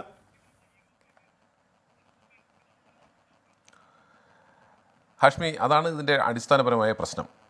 ഇവിടെ മുഖ്യമന്ത്രിയും ഗവർണറും, മുഖ്യമന്ത്രി എന്ന പദവിയും ഗവർണർ എന്ന പദവിയും മാറ്റിവെച്ച് അവർ രണ്ട് വ്യക്തികളാകുന്നു. പിണറായി വിജയനും ആരിഫ് മുഹമ്മദ് ഖാനുമായി മാറുന്നു. അവരിലെ കോംപ്ലക്സ് കൃത്യമായി വർക്കൗട്ട് ചെയ്യുന്നു. അത് രണ്ടുപേരുടെ കാര്യത്തിലും ഒട്ടും കുറവിലല്ല. അപ്പോൾ ആ രീതിയിലേക്ക് പോകേണ്ട സ്ഥാനങ്ങളല്ല അവർ വഹിക്കുന്നത് എന്ന് അവർക്ക് ബോധ്യമുണ്ടാകണം. ഇല്ലെങ്കിൽ അവരോടൊപ്പം നിൽക്കുന്നവർക്ക് ബോധ്യമുണ്ടാകണം. അവരോടൊപ്പം നിൽക്കുന്നവർ പറഞ്ഞു മനസ്സിലാക്കണം, അവരല്ലെങ്കിൽ സ്വയം മനസ്സിലാക്കണം. അതുണ്ടാകുന്നില്ല എന്നുള്ളതാണ് ഇവിടെ പരമപ്രധാന പ്രശ്നം. നോക്കൂ, ഇവിടെ ഞാൻ രണ്ട് ഭാഗമാണുള്ളത്. ഒന്ന് യൂണിവേഴ്സിറ്റിയുമായി ബന്ധപ്പെട്ട്, രണ്ട് ഈ നിയമസഭയിൽ വന്ന ചർച്ചയുമായി ബന്ധപ്പെട്ട്. നിയമസഭയിൽ ഇത്തരത്തിൽ എല്ലാ പുതിയ അസംബ്ലി വരുമ്പോഴും ആദ്യത്തെ സമ്മേളനം നടക്കുന്നത് ഇത്തരത്തിലുള്ള നയപ്രഖ്യാപന പ്രസംഗത്തോടുകൂടിയാണ്. എല്ലാ വർഷവും ആദ്യം നടക്കുന്ന, എല്ലാ കലണ്ടർ വർഷവും ആദ്യം നടക്കുന്ന നിയമസഭാ സമ്മേളനത്തിൽ ഇത്തരത്തിൽ നയപ്രഖ്യാപന പ്രസംഗം നടത്തേണ്ടതായിട്ടുണ്ട്. ആ നയപ്രഖ്യാപന പ്രസംഗം നടക്കുമ്പോൾ ഇതുമായി ബന്ധപ്പെട്ട് ഒരുപാട് കോടതി വിധികളൊക്കെ വന്നിട്ടുണ്ട്. 1965 തന്നെ പശ്ചിമ ബംഗാളിൽ ഇതുമായി ബന്ധപ്പെട്ട കേസ് വന്നു. അവിടെ അന്നത്തെ ഗവർണർ നയപ്രഖ്യാപന പ്രസംഗത്തിന് അസംബ്ലിയിലെത്തിയപ്പോൾ ഒരു വരി പോലും അവർക്ക് വായിക്കാൻ കഴിഞ്ഞില്ല. അംഗങ്ങൾ ബഹളം വെച്ചു. സൈലൻ്റായിട്ടിരിക്കണമെന്ന് അവർ പറഞ്ഞു. അംഗങ്ങൾ കൂട്ടാക്കിയില്ല. അവർ വേദി വിട്ട് പുറത്തുപോയി. തുടർന്ന് ആ നയപ്രഖ്യാപന പ്രസംഗം ടേബിൾ ചെയ്തു. അസംബ്ലിയിൽ സ്പീക്കർ ടേബിൾ ചെയ്തു. അതിനെ തുടർന്ന് കോടതി വ്യവഹാരങ്ങൾ നടന്നു. കോടതി തന്നെ പറഞ്ഞു അവിടെ അത് അവർക്ക് വായിക്കാൻ കഴിയാതെ പോയതാണ്, തടസ്സപ്പെടുത്തിയത് മൂലം അവർക്ക് വായിക്കാൻ കഴിയാതെ പോയതാണ്. പക്ഷേ അവിടെ ടേബിൾ ചെയ്ത സ്ഥിതിക്ക് അത് സാധുവായി കണക്കാക്കാം എന്ന് 65 തന്നെ കോടതി വിധി ഉണ്ടായിട്ടുണ്ട്. ഏറ്റവും അവസാനം ഏറ്റവും വലിയ തമാശ എന്താണെന്നറിയാമോ? ഇന്നലെ ഇപ്പോൾ ഈ വിഷയമുണ്ടായി. എന്തെങ്കിലും വായിച്ചാൽ മതി. പലപ്പോഴും ചിലർ ഒഴിവാക്കാറുണ്ട്, ചില ഭാഗങ്ങൾ ഒഴിവാക്കാറുണ്ട്. പക്ഷേ ഇത് മനഃപൂർവ്വമായി തൻ്റെ നീരസം പ്രകടിപ്പിക്കാൻ വേണ്ടി തന്നെയാണ് അദ്ദേഹം ഇന്നലെ അത് കാണിച്ചിട്ടുള്ളത് എന്ന് നമുക്ക് വളരെ വ്യക്തമായിട്ടറിയാം. അദ്ദേഹത്തിന് അസുഖമുണ്ട് എന്ന് മുഖ്യമന്ത്രിയും മന്ത്രിമാരും ഒക്കെ ചിന്തിക്കുമ്പോൾ പോലും അദ്ദേഹത്തിന് ഒരു അസുഖവുമില്ലെന്നും അദ്ദേഹത്തിന് അത് വായിക്കാനുള്ള ശേഷിയുണ്ടെന്നും അദ്ദേഹത്തിന് വേണ്ടി വന്നാൽ ചില ഭാഗങ്ങൾ ഒഴിവാക്കി വായിക്കുന്ന ചരിത്രങ്ങൾ നേരത്തെ ഉണ്ടായിട്ടുണ്ട്. അങ്ങനെ ആകാമായിരുന്നു. പക്ഷേ ഇത് തൻ്റെ പ്രതിഷേധം കാണിക്കാൻ വേണ്ടി മനഃപൂർവ്വമായി ചെയ്തതാണ് എന്ന് നമുക്ക് ബോധ്യപ്പെടുത്താൻ വേണ്ടി തന്നെയാണ് ഗവർണർ അങ്ങനെ സംസാരിച്ചതെന്ന് നമുക്കറിയാം. ഉടൻ തന്നെ പ്രതിപക്ഷത്തിൻ്റെ ഭാഗത്തു നിന്ന് ഇതിനെതിരായി എതിർപ്പ് വന്നു. ഇത് ജനാധിപത്യത്തിൽ ഭൂഷണമല്ല എന്ന് പ്രതിപക്ഷ നേതാക്കന്മാർ ഒന്നടങ്കം അവിടെ നിയമസഭയിൽ സമ്മേളനത്തിൽ പറഞ്ഞു. ഉടൻ LDF എന്താ ചെയ്തത്? ഭരണകക്ഷി എന്താ ചെയ്തത്? അവരുടെ പാർലമെൻ്ററി പാർട്ടി കൂടി ഇതിനെ ഗൗരവത്തോടെ കാണേണ്ടതില്ല എന്ന് തീരുമാനിച്ചു. അല്ലേ? ഇന്നലെ അങ്ങനെ തന്നെയാണ് തീരുമാനം ഉണ്ടായിട്ടുള്ളത്. അഹങ്കാരമാണെന്ന് പറയുന്നുണ്ട്. നിലവിട്ട കളി എന്ന പാർട്ടി സംസ്ഥാന സെക്രട്ടറി ഇന്ന് പറയുന്നുണ്ട്. അത് വേറെ ഇന്നാണ് പറയുന്നത്. ഇന്നലെ പറയാമായിരുന്നല്ലോ. ഇന്നലെയാണല്ലോ വിഷയം ഉണ്ടായത്. ഇന്നിപ്പോൾ എന്താ പറയുന്നത്, നമ്മുടെ റിപ്പബ്ലിക് ഡേയും കഴിഞ്ഞതിന് ശേഷമാണല്ലോ ഇപ്പോൾ അത് പറയുന്നത്. ഞാൻ പറഞ്ഞു വന്നത് അവിടെ തന്നെ അതിനെക്കുറിച്ചൊരു പ്രതികരണം ഉണ്ടാകാതെ പാർട്ടിയുടെ മുന്നണിയുടെ പാർലമെൻ്ററി പാർട്ടി കൂടി തീരുമാനിച്ചത് ഇത് ഗൗരവമുള്ള വിഷയമാക്കി വേണ്ടി മാറ്റേണ്ടതില്ല എന്നാണ്. അപ്പോൾ മുഖ്യമന്ത്രി പോലും ആ സമയത്ത് വീണ വായിക്കാൻ പോയിരിക്കുകയായിരുന്നു. മുഖ്യമന്ത്രിയുടെ വീണ വായനയാണ് ഇതിന് പ്രശ്നമുണ്ടാക്കിയിട്ടുള്ളത്. അപ്പോൾ ആ രീതിയിൽ അവിടെ പ്രതികരിക്കാതിരുന്നത് മനഃപൂർവ്വമാണ്. എന്തുകൊണ്ടാണെന്ന് ഞാൻ പറയേണ്ടതില്ലോ, എൻ്റെ വാചകങ്ങളിൽ തന്നെ അതുണ്ട്. മുഖ്യമന്ത്രി ഉൾപ്പെടെയുള്ളവർ പെട്ടിരിക്കുന്ന കേന്ദ്ര സർക്കാരുമായി ബന്ധപ്പെട്ട അന്വേഷണം, മുഖ്യമന്ത്രിയുടെ കുടുംബം പെട്ടിരിക്കുന്ന അന്വേഷണം, അത് മുഖ്യമന്ത്രിയെ ഒട്ടൊന്നുമല്ല ഇരുത്തി ചിന്തിപ്പിക്കുന്നത് എന്ന് നമ്മൾ കാണാതെ പോകരുത്, കേൾക്കാതെ പോകരുത്. ഇവിടെ ഇവർ തമ്മിൽ ഞാൻ രണ്ട് വാചകത്തിൽ മാത്രം, എനിക്ക് മൈക്ക് കൈമാറിയത് തന്നെ 8:30 മണിക്കാണ്, താങ്കൾ ഓർക്കണം. ഇവിടെ ഇപ്പോൾ സർവകലാശാലയെക്കുറിച്ച് പറഞ്ഞു. ഇവർ തമ്മിൽ എന്ത് യോജിപ്പായിരുന്നു? ഇവർ തമ്മിൽ 2021 ഡിസംബർ മാസം 8-ാം തീയതി വരെ പരമയോജിപ്പായിരുന്നു. ഒരു തർക്കവും ഉണ്ടായിരുന്നില്ല. 2021 ഡിസംബർ മാസം 8-ാം തീയതി സർവകലാശാലയുടെ പുനർനിയമനവുമായി ബന്ധപ്പെട്ട് ഗോപിനാഥ് രവീന്ദ്രന്റെ പുനർനിയമനവുമായി ബന്ധപ്പെട്ടാണ് ഗവർണർ ആദ്യമായി പരസ്യമായി രംഗത്ത് വരുന്നത്. അത് തന്നെ ഒരു കേസ് വന്നതിന് ശേഷമാണ് ഗവർണർ സർക്കാരിനെ അവർ ഒന്നിച്ച് കൂട്ടായി നിന്നുകൊണ്ട് ഇത് ചെയ്തതിന് ശേഷം ഗവർണർ മുഖ്യമന്ത്രിയും മന്ത്രിമാരെയും തള്ളി പറയുന്ന സാഹചര്യങ്ങളുണ്ടായി. അപ്പോൾ ആ രീതിയിൽ അവിടെ മുതൽ തുടങ്ങി പിന്നീട് ഇവർ തമ്മിൽ സ്വീറ്റ്സ് അങ്ങോട്ടും ഇങ്ങോട്ട് കൈമാറുന്നു, അങ്ങോട്ട് ഗിഫ്റ്റ് കൊടുത്തയക്കുന്നു, ഇങ്ങോട്ട് ഗിഫ്റ്റ് മേടിക്കുന്നു, ഇവരെല്ലാം അതിനുശേഷവും തോളത്ത് കയറ്റി നടന്നു. പിന്നീട് ഇപ്പോൾ ഇടയ്ക്കിടയ്ക്ക് പിണങ്ങുന്നു. ഇപ്പോൾ ആ പിണക്കം കൂടുതലായി നീണ്ടുപോകുന്നു. ഞാൻ ഇതുമായി ബന്ധപ്പെട്ട് ഞാൻ ഇപ്പോൾ ഏറ്റവും അവസാനം നമ്മൾ സർവകലാശാലയിലേക്ക് അതല്ല വന്നു നിന്നത്. ഞാൻ ചോദിക്കുന്നത്, ഈ ഗവർണർ ഈ കേസ് നമുക്കറിയാം, ഇതിനിടയ്ക്കാണ് ഗോപിനാഥ് രവീന്ദ്രൻ്റെ കേസുണ്ടായി. ആ കേസ് ഹൈക്കോടതിയിലെ സിംഗിൾ ബെഞ്ച് ഡിവിഷൻ ബെഞ്ചൊക്കെ പരിഗണിച്ചു. സുപ്രീം കോടതിയിൽ പോയി. സുപ്രീം കോടതി വളരെ കൃത്യമായി പറഞ്ഞു. എന്താ പറഞ്ഞത്? അവിടെ അദ്ദേഹത്തിൻ്റെ നിയമന രീതിയിൽ ഞങ്ങൾ തെറ്റ് കാണുന്നില്ല, പക്ഷേ അതിൽ ബാഹ്യസമ്മർദ്ദം ഉണ്ടായിട്ടുണ്ട്. ആ ബാഹ്യസമ്മർദ്ദം ആരുടേതാണെന്ന് വളരെ ക്ലിയറാണ്. ആരുടേതാണ്? മുഖ്യമന്ത്രിയുടേതാണ്. അതിന് ഉപോത്ബലകമായി കോടതി സ്വീകരിച്ച തെളിവ് രാജ്ഭവൻ പുറപ്പെടുവിച്ച പത്രക്കുറിപ്പ് ഉൾപ്പെടെയാണ്. ഇത്തരത്തിൽ ഒരു ഇടപെടൽ മന്ത്രി ബിന്ദുവിന്റെ ഉണ്ട്. ഞാൻ പറഞ്ഞ മുഖ്യമന്ത്രിയുടെ ഞാൻ മുഖ്യമന്ത്രി എടുത്ത് പറഞ്ഞ ഉണ്ട്, മന്ത്രിയും ഉണ്ട്, മുഖ്യമന്ത്രി ഉണ്ടല്ലോ. ഞാൻ പറഞ്ഞ മുഖ്യമന്ത്രിയെ കുറിച്ചാണ്. അപ്പോൾ അങ്ങനെ മന്ത്രിയും മുഖ്യമന്ത്രിയും ഉൾപ്പെടെയുള്ളവർ ഒരു AGയുടെ ഒരു നിയമോപദേശവും ഒക്കെ ആയി പോയി ഇത്തരത്തിൽ അവിടെ നിയമനം നടത്തിയെടുത്തു. ആ നിയമനം നടത്തിയെടുത്തതുമായി ബന്ധപ്പെട്ട് സുപ്രീം കോടതിയുടെ ജഡ്ജ്മെന്റിൽ അതിനെക്കുറിച്ച് സ്പെസിഫിക്കായി പറഞ്ഞിരിക്കുന്നു, ബാഹ്യസമ്മർദ്ദം ഉണ്ടായി. ആരാ ബാഹ്യസമ്മർദ്ദം ഉണ്ടാക്കിയത്? നേരത്തെ ഇതേ ഗവർണർ തന്നെ രാജ്ഭവനിൽ പത്രസമ്മേളനം വിളിച്ചു പറഞ്ഞു, എൻ്റെ മേൽ സമ്മർദ്ദപ്പെടുത്തിയതിൻ്റെ ഭാഗമായിട്ടാണ് ഞാനത് വെക്കാൻ നിർബന്ധിതനായത്. അങ്ങനെ സമ്മർദ്ദപ്പെടുത്തിയാൽ അദ്ദേഹം സമ്മർദ്ദത്തിന് വഴങ്ങാൻ പാടില്ല എന്നായിരുന്നു ഞങ്ങളുടെ നിലപാട്. ഒരു കാരണവശാലും വഴങ്ങാൻ പാടില്ല, അദ്ദേഹത്തിൻ്റെ ഭാഗത്തുനിന്നുണ്ടായിട്ടുള്ള മിസ്റ്റേക്ക് തന്നെയാണ്. എന്നാൽ ആ സമ്മർദ്ദപ്പെടുത്തിയതിനെ സംബന്ധിച്ചോ, സമ്മർദ്ദപ്പെടുത്തിയിട്ടാണ് ഞാൻ ചെയ്തതെന്ന് അദ്ദേഹം രാജ്ഭവനിൽ പത്രസമ്മേളനം വിളിച്ചു, പതിവിന് വിപരീതമായി. അപ്പോൾ സ്വാഭാവികമായിട്ടും ഞാൻ എൻ്റെ വ്യക്തിപരമായ അഭിപ്രായം പറയും. ഞാൻ അതുമായി ബന്ധപ്പെട്ട് വിജിലൻസ് കോടതിയിൽ പോയി. മുഖ്യമന്ത്രിയുടെ ഭാഗത്ത് നിന്ന് ഗുരുതരമായ വീഴ്ച ഉണ്ടായിരിക്കുന്നു. അദ്ദേഹത്തിൻ്റെ സത്യപ്രതിജ്ഞ ലംഘനം നടത്തിയിരിക്കുന്നു.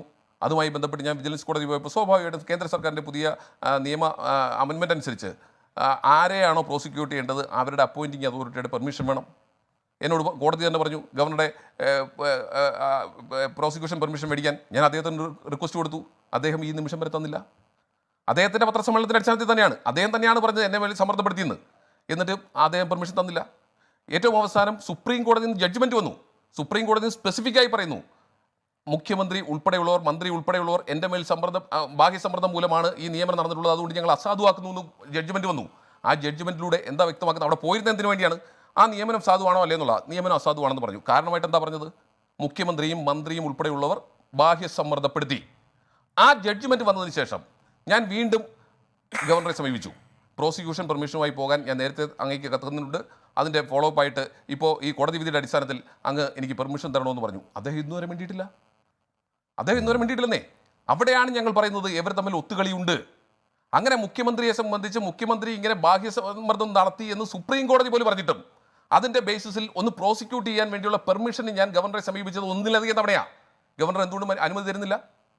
ഇനി ഞാനൊന്നുകൂടെ ചോദിക്കട്ടെ ഹാഷ്മി, ഈ കേരളത്തിലെ സർവകലാശാലകളിൽ ആ ജഡ്ജ്മെന്റ് വന്നതിന് ശേഷമാണല്ലോ അദ്ദേഹം കാലിക്കറ്റ് സർവകലാശാലയിലും കേരള സർവകലാശാലയിലും ഒക്കെ നോമിനേഷൻ നടത്തിയതും BJP-ക്കാരെ ചേർത്തതുമൊക്കെ. ഞാൻ ചോദിക്കുന്നത്, ആ ജഡ്ജ്മെന്റ് വരുന്നതിന് മുമ്പ് ഈ ഗോപിനാഥ് രവീന്ദ്രനെ പോസ്റ്റ് ചെയ്യുന്നത് വരെ എല്ലാ നിയമനങ്ങളും ഈ സർക്കാർ പറഞ്ഞത് അതുപോലെ ചെയ്തു കൊടുക്കുകയായിരുന്നില്ലേ? ഗോപിനാഥ് രവീന്ദ്രൻ്റെ പുനർനിയമനവുമായി ബന്ധപ്പെട്ട് കേസ് വന്നപ്പോൾ ആ യൂണിവേഴ്സിറ്റിയിലെ സെനറ്റ് അംഗവും അതുപോലെ അക്കാഡമിക് കൗൺസിൽ അംഗങ്ങളും കോടതിയിൽ പോയതിനു ശേഷം മാത്രമല്ലേ ഗവർണർ പിന്നോട്ട് പോയത്? അവിടെ വരെ ഇവർ രണ്ടുപേരും പരസ്പരം സഹായിച്ചല്ലേ പൊയ്ക്കൊണ്ടിരുന്നത്. എന്തെങ്കിലും സർക്കാരിന് അവരെക്കുറിച്ച് എതിരഭിപ്രായം ഗവർണറെ കുറിച്ച് ഉണ്ടായിരുന്നോ? സർക്കാർ പറഞ്ഞ നിയമനങ്ങളെല്ലാം അതേപടി നടത്തിക്കൊടുത്തില്ലേ? ഇനി ജഡ്ജ്മെന്റ് വന്ന ഉടൻ ഗവർണർ എന്തായത്? അദ്ദേഹത്തിന് തോന്നുന്ന ആളുകളെയൊക്കെ കാലിക്കറ്റ് സർവകലാശാലയിലും കേരള സർവകലാശാലയിലും നിയമിച്ചു. അങ്ങനെ നിയമിക്കുമ്പോൾ ഇവിടെ ഹാഷ്മി പറഞ്ഞതിലും തെറ്റുണ്ട്, സുരേഷ് പറഞ്ഞതിലും തെറ്റുണ്ട്. ഒരു സംശയവും വേണ്ട, ഔട്ട്സ്റ്റാൻഡിങ് എബിലിറ്റി ഉള്ള 4 പേരെ വേണം വെക്കാൻ. അതിന് തർക്കമേ ഇല്ല.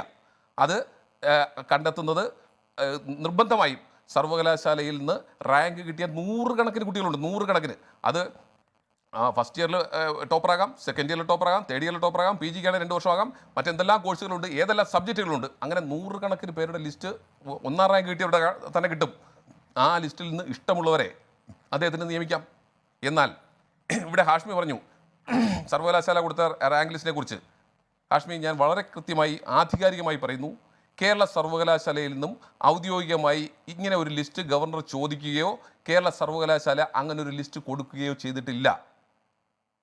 പക്ഷേ മുൻകാലങ്ങളിലൊക്കെ സമയമാകുമ്പോൾ വൈസ് ചാൻസലർമാർ അത്തരത്തിലൊരു ലിസ്റ്റ് കൊടുക്കാറുണ്ട്. എന്നാൽ ഇപ്രാവശ്യം ഒരു ലിസ്റ്റ് കൊടുത്തിട്ടുണ്ട്. മന്ത്രിയുടെ ഓഫീസിൽ നിന്ന് മന്ത്രി കൊടുത്തുവിട്ട ഒരു ലിസ്റ്റ് ഗവർണർ ഓഫീസിൽ എത്തിയിട്ടുണ്ട്. എങ്ങനെയാണെന്ന് എനിക്കറിയില്ല. മന്ത്രി കൊടുത്തുവിട്ട ലിസ്റ്റ് അവിടെ ഉണ്ട്. അതിൽ നിന്ന് ആരും വെച്ചിട്ടുമില്ല. പക്ഷേ ഞാൻ അതാ പറഞ്ഞു വന്നത്, ഗവർണർക്ക് ഇഷ്ടമുള്ളതുപോലെ അതിലെങ്ങനെയാണ് അങ്ങനെ പറയാൻ കഴിയും? കാര്യം ഇതിനെതിരെ ഒന്നാം റാങ്കുകാരായ കുട്ടികൾ കോടതിയിൽ പോയതിന്റെ അടിസ്ഥാനത്തിലാണല്ലോ സ്റ്റേ കിട്ടിയത്. ആ കോടതിയിൽ കുട്ടികൾ കൊടുത്ത ഹർജി എന്റെ പക്കലുണ്ട്. ആ ഹർജിയിൽ സർവകലാശാല കൊടുത്ത ഈ പറഞ്ഞ സർവകലാശാല സീലുള്ള ഒന്നാം റാങ്കുകാരുടെ ലിസ്റ്റ് ആ ഹർജിയിൽ തന്നെയുണ്ട്.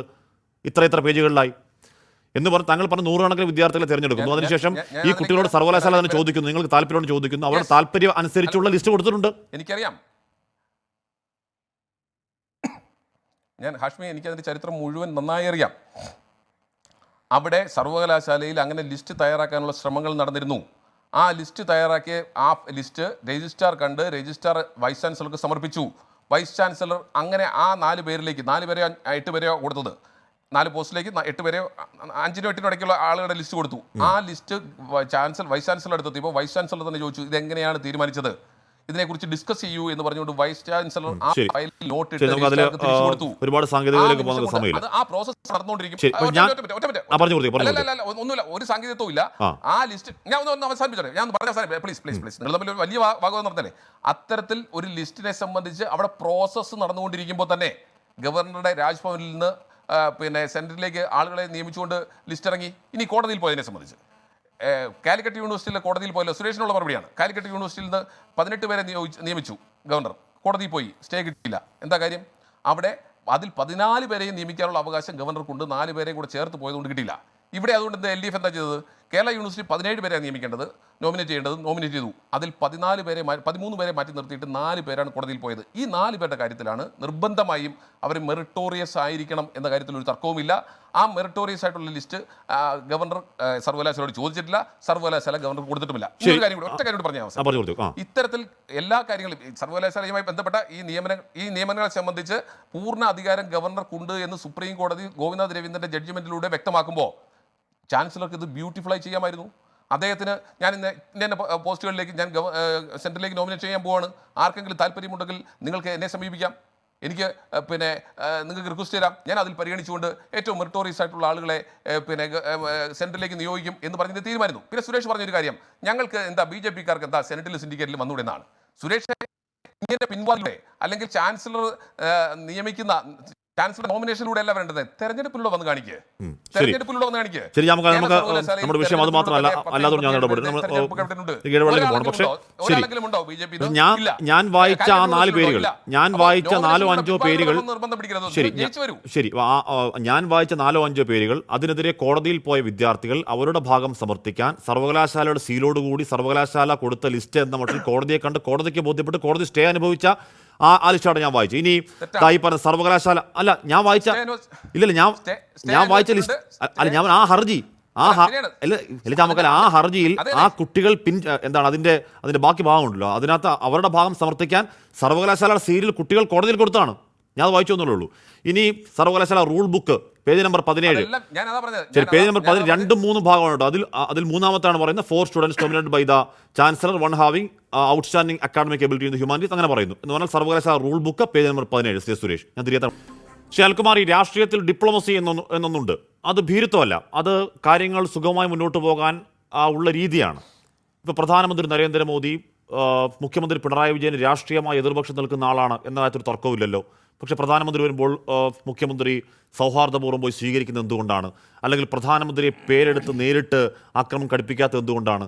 ഈ രാഷ്ട്രീയ വിയോജിപ്പിനിടയിലും ഒരു റൗണ്ട് ടേബിളിൽ അപ്പുറവും ഇപ്പുറവും സംസാരിക്കാനുള്ള ഒരു സ്പേസ് ഉണ്ടാക്കിയിടുക എന്ന് പറയുന്നത് രാഷ്ട്രീയ ഡിപ്ലോമസി തന്നെയാണ്. ആ ഡിപ്ലോമസി എന്തുകൊണ്ടാണ് നമുക്ക് ഗവർണർ കാര്യത്തിൽ കാണിക്കാൻ കഴിയാത്തത്? ഇപ്പോൾ കോടതിയിലാണ്, ഈ പറഞ്ഞ എല്ലാ കാര്യവും കോടതിയിലാണ്, വ്യവഹാര വഴി നടക്കുന്നുണ്ട്. ഒരു തവണ SFI നല്ല മനോഹരമായ ഗംഭീരമായ ഒരു സമരം നടത്തുകയും ചെയ്തു. അതിൻ്റെ പിന്നാലെ പിന്നെയും ഗവർണറെ പോയി കരങ്കുടി കാണിച്ചാൽ ഇദ്ദേഹം പിന്നെയും ഇപ്പോൾ ഒരു ബാനർ കണ്ട് പ്രകോപിതനാവുന്ന അദ്ദേഹം ഒരു പ്രതിഷേധം കണ്ടാൽ എത്രമേൽ പ്രകോപിതനാവുമെന്നും അതിൻ്റെ കേട് സംസ്ഥാനത്തിൻ്റെ ഭരണത്തിനാണ് എന്നും ഒരു തിരിച്ചറിവുണ്ടാവാത്ത എന്താണ് ശ്രീ കെ അനിൽകുമാർ?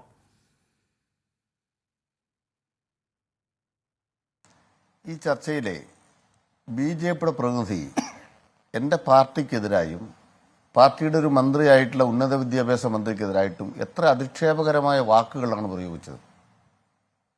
ബഹുമാനപ്പെട്ട ഹാഷ്മിക്ക് തിരുത്തണം തോന്നിയില്ല.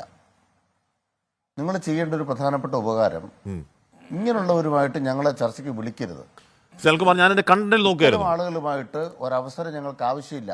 കേൾക്കുമ്പോൾ താങ്കൾ മനസ്സിലായിട്ടുണ്ട്. അവിടെ സി എസ് സുരേഷ് പറഞ്ഞതിന് തിരുത്താൻ പോയി എനിക്ക് അതിന്റെ കണ്ടന്റ് പോകാൻ സമയമില്ല, എനിക്ക് ആ സ്റ്റാറ്റ്യൂട്ട് വായിക്കാൻ സമയമില്ല. സുരേഷ് പറയുന്നതല്ല ശരിയായ വാദമെന്ന് എനിക്ക് തിരുത്താനുള്ള സമയം എനിക്ക് അവിടെ കിട്ടില്ല. ഈ പറയുന്ന ഒരു ഡിപ്ലോമസി അവിടെ ഉണ്ട്. ശ്രീ കേൾക്കുമ്പോൾ അങ്ങ് പറഞ്ഞു പൂർത്തിയായിക്കോളൂ. അതെ, അപ്പം ഞങ്ങൾ ഈ അസഭ്യം കേട്ടോണ്ടിരിക്കണോ? താങ്കൾ മറുപടി പറയൂ. അല്ല, ഇദ്ദേഹത്തിന്റെ വായിൽ നിന്ന് വരുന്ന അസഭ്യം കേട്ടോണ്ടിരിക്കണോ? താങ്കൾ മറുപടി പറയൂ. അല്ല, എനിക്കതിന് നേരമില്ല. ഇന്ന് വൈകുന്നേരം എൻ്റെ നാവ് ചീത്തയാക്കാനോ? ഈ ആള് വിളമ്പുന്ന എല്ലാ അസഭ്യത്തിനും ഞാൻ തിരിച്ച് അസഭ്യം പറയാനോ? അങ്ങനെ നേരമില്ല. അതുകൊണ്ട് ഒരു കാര്യം ചെയ്യണം, ചർച്ചയ്ക്ക് വിളിക്കുന്നുണ്ടെങ്കിൽ ഇങ്ങനെ അസഭ്യം പറയുന്നവരെ ചർച്ചയ്ക്ക് വിളിക്കരുത്. ഇല്ലെങ്കിൽ ഞങ്ങളെ ഒഴിവാക്കി തന്നേക്കണം. കാരണം എന്താണ്, എന്തെല്ലാം അസഭ്യ പറഞ്ഞത്? മന്ത്രി എന്ത് പിഴച്ചു? നിങ്ങൾക്ക് അന്തസ്സായിട്ട് വർത്താനം പറയാൻ പറ്റേ? ഈ അന്തസ്സെന്ന് പറയുന്ന വീട്ടിൽ വെച്ചിട്ട് വരുന്ന ആളുകളെ ചർച്ചയ്ക്ക് കൊണ്ടിരുന്നതിനാ. അതുകൊണ്ട് എൻ്റെ പാർട്ടിയുടെ ശക്തമായ പ്രതിഷേധം ഞാൻ പറയുകയാണ്, ഇത്തരം ആളുകളുമായി ഒരു ചർച്ചയ്ക്കും ഞങ്ങൾ സന്നദ്ധരല്ല. നിങ്ങൾ പറഞ്ഞല്ലോ ഒരു ടേബിളിൽ ഇരുന്ന് ഒരു ഡിപ്ലോമസി എന്ന് പറഞ്ഞാൽ പോലും ബ്ലഡി റാസ്കൽ, ബ്ലഡി ഗുണ്ട, ബ്ലഡി റാസ്കൽ, ബ്ലഡി ഗുണ്ട, ബ്ലഡി കണ്ണു എന്നൊന്നും പറഞ്ഞില്ല സുരേഷ്. ഹാഷ്മി പറഞ്ഞതിന് മറുപടിയാ പറയണത്. എന്തൊക്കെ അന്തസ്സില്ലായ്മ പറഞ്ഞത്? ഇത്രയും വാചകം ഞാൻ മോദിക്കെതിരെ അങ്ങ് പറഞ്ഞാലോ? കള്ളത്തരം പറയുന്ന മോദി പറയുന്ന കള്ളത്തരല്ലേ? പച്ച കള്ളല്ലേ? നരേന്ദ്രമോദി തള്ളുകല്ലേ? എന്താ തള്ളല്? ഇന്ത്യ രാജ്യം ആളോഹരി വരുമാനത്തിൽ 147 സ്ഥാനത്താ. ഗ്യാസ് കുറ്റിക്ക് 1200 രൂപ വിലയാക്കി. ഒരു ഗ്യാസ് കുറ്റിക്ക് 1200 രൂപ വില. ഈ യോഗ്യം കയറുമ്പോൾ 430. ഇന്ത്യ രാജ്യത്തിന്റെ വിദേശ കടന്ന് പറയുന്നത്, ഗവൺമെന്റ് കടന്ന് പറയുന്നത് 156 ലക്ഷം കോടി. ഈ നരേന്ദ്രമോദി മാന്യൻ ഇന്ത്യയെ ശക്തിപ്പെടുത്തി. നമ്മുടെ ഡോളറിന്റെ വിലയോ രൂപയായിട്ട് നോക്കുമ്പോൾ രൂപ ഇടിഞ്ഞിടിഞ്ഞ് താഴേക്ക് പോയിക്കൊണ്ടിരിക്കുക. ഇതെല്ലാം കൂടെ കൂടിയാണോ ഈ നരേന്ദ്രമോദിയുടെ ഈ നേട്ടത്തെക്കുറിച്ച് ഇന്ന് ഗവർണർ പ്രസംഗിച്ചുകൊണ്ടിരുന്നത്? ഒരു യോഗ്യൻ. അപ്പോൾ പറയാൻ ആഗ്രഹിക്കുന്നത്, നമ്മളൊരു ചർച്ചയ്ക്ക് ഒരു മിനിമം അന്തസ്സ് വേണം. ആ അന്തസ്സ് പാലിക്കാൻ തയ്യാറായില്ല. ഇനി ഇവിടെ കോൺഗ്രസും ബി ജെ പിയും തമ്മിലുള്ളൊരു അഡ്ജസ്റ്റ്മെന്റ് എന്താണ്? ഒരാള് അയോധ്യയിൽ ഈ പ്രതിഷ്ഠാകർമ്മത്തിന് പോയിട്ടുണ്ടായിരുന്നു, ഒരു VC. അവിടെ പോയി കുറിയും കെട്ടി നിൽക്കുന്നുണ്ടായിരുന്നു. അയാൾ യോഗ്യനാണ് കേട്ടോ. അയാൾ നല്ല VC-യാണ്. എവിടുത്തെ VC? കേരളത്തിലെ VC, കേരള സർവകലാശാലയിലെ VC, ആരോഗ്യ സർവകലാശാല VC. ആ പുള്ളിക്ക് മണിയടിക്കുകയാണ് കോൺഗ്രസിന്റെ പ്രതിനിധി. എന്നിട്ട് കോൺഗ്രസ്സുകാരെന്താ പറയുന്നത്? ഗവർണറെ പോലെ ന്യായം വേറൊരുത്തനില്ല. ഞങ്ങളുടെ 1.5 ആളുകളെ കാലിക്കെട്ട് നിയമിച്ചിട്ടുണ്ട്. 13 BJP-ക്കാര്, 1 ലീഗ്, 2 കോൺഗ്രസ്. ഇങ്ങനെ 16 പേരെ ഗവർണർ അങ്ങ് കാലിക്കെട്ട് നിയമിച്ചപ്പോൾ 13 BJP-ക്കാരുടെ കൂടെ നിയമിക്കപ്പെട്ട 2 കോൺഗ്രസ്സുകാരെ നിയമിച്ചതിന്റെ നന്ദി ഇങ്ങനെ വഴിഞ്ഞൊഴുകുന്നു. രാജ്ഭവനിൽ നിന്ന് അദ്ദേഹം മാറിക്കൊടുക്കുന്നില്ല. ഗവർണർക്ക് എന്താ അധികാരം? ഇങ്ങനിപ്പോ പറഞ്ഞല്ലോ, പരമാധികാരം ഗവർണർക്കാണെന്ന് ഏതൊരു കോടതി വിധി പറഞ്ഞു. നമ്മളൊരു ചർച്ച പങ്കെടുക്കുമ്പോൾ അല്പം സത്യസന്ധമായിട്ട് പറയണം, അങ്ങനെ ഒരു കോടതി വിധിയില്ല. ഒരു സർവകലാശാലയുടെ പരമാധികാരം ഗവർണർക്കല്ല, അല്ല ചാൻസലർക്കല്ല. എന്താ കോടതി വിധി പറയുന്നത്? 2018 UGC ഒരു പുതിയ ചട്ടം കൊണ്ടുവന്നു. ഈ ചട്ടമാ തർക്കം. 2018 ഈ ചട്ടം വരുന്നതും സർവകലാശാലകൾ VC-മാരെ നിയമിച്ചിട്ടുണ്ട്. അത് നിയമപ്രകാരം 2018 കേന്ദ്ര സർക്കാർ UGC ആക്ടിൽ അമെൻമെന്റ് വരുത്തിക്കൊണ്ട് ചട്ടഭേദഗതിയിലൂടെ ഈ സർവകലാശാലകൾ, സംസ്ഥാന സർവകലാശാലകളുടെ ഭരണം പിടിക്കാൻ കുതന്ത്രം കാണിച്ചത്. ആ കുതന്ത്രത്തിന് കൈമണി അടിക്കുകയാണ് കോൺഗ്രസിന്റെ പ്രതിനിധി. ആ കുതന്ത്രത്തിന് കൈമണി അടിച്ചിട്ടേ ഇനി സംസ്ഥാന സർവകലാശാല മുഴുവൻ ഗവർണർ നോക്കിക്കോളും. എന്നിട്ടോ ആ ഗവർണർ മോഹൻ കുന്നൂമിനെ പോലുള്ള സാധനങ്ങളെ വെച്ചാൽ അതൊന്ന് സ്വീകരിച്ചോണം. ഇതല്ല ഇവിടെ പറഞ്ഞുകൊണ്ടിരിക്കുന്നത്. ഞങ്ങൾക്കതിന് സൗകര്യപ്പെടുകയില്ല. ഞങ്ങൾ ഗോപിനാഥ രവീന്ദ്രനെ പോലുള്ളവരെ നിയമിക്കും. ഗോപിനാഥ രവീന്ദ്രനെ നിയമിച്ചുകൊണ്ട് ഞങ്ങൾ തലകുനിക്കുന്നില്ല. അതിന് കാരണം എന്താണെന്നറിയോ? മൻമോഹൻ സിംഗിന്റെ കാലത്ത് ഇന്ത്യ രാജ്യത്തിന്റെ ചരിത്ര ഗവേഷണ കൗൺസിലിന്റെ മെമ്പർ സെക്രട്ടറി ആക്കാൻ മൻമോഹൻ സിംഗിന് പറ്റുന്ന ഒരാളെ കേരളത്തിൽ കൊണ്ടുവന്നിട്ട് ഗവർണറാക്കാൻ പിണറായി വിജയന് സാധിച്ചെങ്കിൽ അഭിമാനമുണ്ട്. അത് സ്വജനപക്ഷപാതം അല്ല. അതുകൊണ്ട് മെമ്പർ സെക്രട്ടറിയായി പ്രവർത്തിച്ചിരുന്ന അദ്ദേഹം, ഗോപിനാഥ് രവീന്ദ്രൻ, കേരളത്തിൽ ഒരു VC ആയി വന്നത്, ഡോക്ടർ സാബു തോമസ് സാറിനെ പോലുള്ള ആളെ VC ആയി കിട്ടിയത് കാലിക്കറ്റിലെ ശ്രീ ജയരാജനെ പോലുള്ള ആളുകൾ VC ആയി മാറിയത്. ഞങ്ങൾ ഏതാണ് സ്വതന്ത്രപക്ഷപാതം നടത്തിയത്? അതുകൊണ്ട് സർക്കാരിനെ താറടിക്കാൻ വേണ്ടി ഇങ്ങനെ കള്ളം പറയരുത്. പരമാധികാരം ഗവർണർക്കില്ല. ഗവർണർ നിയമപ്രകാരം പാലിക്കണം. ഇപ്പൊ കേരള ഗവൺമെന്റ് നിയമസഭയിൽ ഒരു നിയമം കൊണ്ടുവന്ന് നിയമം പാസ്സാക്കിയിട്ടുണ്ട് സർവകലാശാലയ്ക്ക്. ആ ബില്ലിൽ ഗവർണർ ഒപ്പിട്. അത് ഒപ്പിടാൻ ഗവർണറോട് പറയുന്നതിന് പകരം ഉപജാപത്തിന് BJPയുടെ കൂടെ കൂടിയിരിക്കുക. എന്നിട്ട് BJPയുടെ ആഫീസിൽ നിന്ന് കാര്യാലയത്തിൽ നിന്ന് കൊടുക്കുന്നവരെ നിയമിക്കുക. തിരുവനന്തപുരത്ത് നാരായണൻ നായർ എന്ന് പറയുന്ന പാർട്ടി സഖാവിനെ കൊന്ന ആ കൊലക്കേസിലെ പ്രതി, ആ പ്രതിയാണ് RSകാര് ലിസ്റ്റ് കൊടുത്ത് നിയമിച്ചിരിക്കുന്നത്. എന്റെ ചോദ്യം, VC ഒരു ലിസ്റ്റ് കൊടുത്തിട്ടില്ല എന്ന് ബഹുമാനപ്പെട്ട കോൺഗ്രസ് പ്രതിനിധിക്ക് ഉറപ്പാണ്. VC ലിസ്റ്റ് കൊടുത്തിട്ടില്ല. പിന്നെ ഈ BJPക്കാർ വന്ന ആരുടെ ലിസ്റ്റിൽ നിന്നാ? BJPക്കാരുടെ ലിസ്റ്റ് എങ്ങനെ മോഹൻ ഭഗവതിന് എങ്ങനെ ഇദ്ദേഹത്തിന് കിട്ടി? നമ്മുടെ ഗവർണർക്ക് കിട്ടി. അതിനല്ലേ ഗവർണർ ഉത്തരം പറയേണ്ടത്. അതിനർത്ഥം എന്താണ്? മാരാർജി ഭവനിൽ നിന്ന് കൊടുക്കുന്ന ലിസ്റ്റ്, RSSകാർ കൊടുക്കുന്ന ലിസ്റ്റ് വാങ്ങിച്ചിട്ട് നിയമിച്ചാൽ ആ ഗവർണർ കൊള്ളാം കേട്ടോ. ആ ഗവർണറോട് നിങ്ങൾ എന്ത് കാണിക്കണം? ഡിപ്ലോമസി കാണിക്കണം. എന്ത് ഡിപ്ലോമസി? മോഹൻ ഭഗവത് എന്നാ അവിടെ തലേ മുണ്ടിട്ടും മുന്നില്ലാതെയും പുള്ളിയുടെ പുറകെ പോകുന്ന ഒരാളെ കുറിച്ച് എന്ത് ഡിപ്ലോമസി? അതാണ് ചോദ്യം. കണ്ണൂരിനെ കുറിച്ച് കള്ളം പറഞ്ഞ ഒരാളെ കുറിച്ച് എന്ത് ഡിപ്ലോമസി? സർദാരിന്റെ എന്റെ ആദ്യ ചോദ്യം, എന്തിനാണ് ഒരു അയവ്, എന്തിനാണ് മയം? എന്ത് ഡിപ്ലോമസി?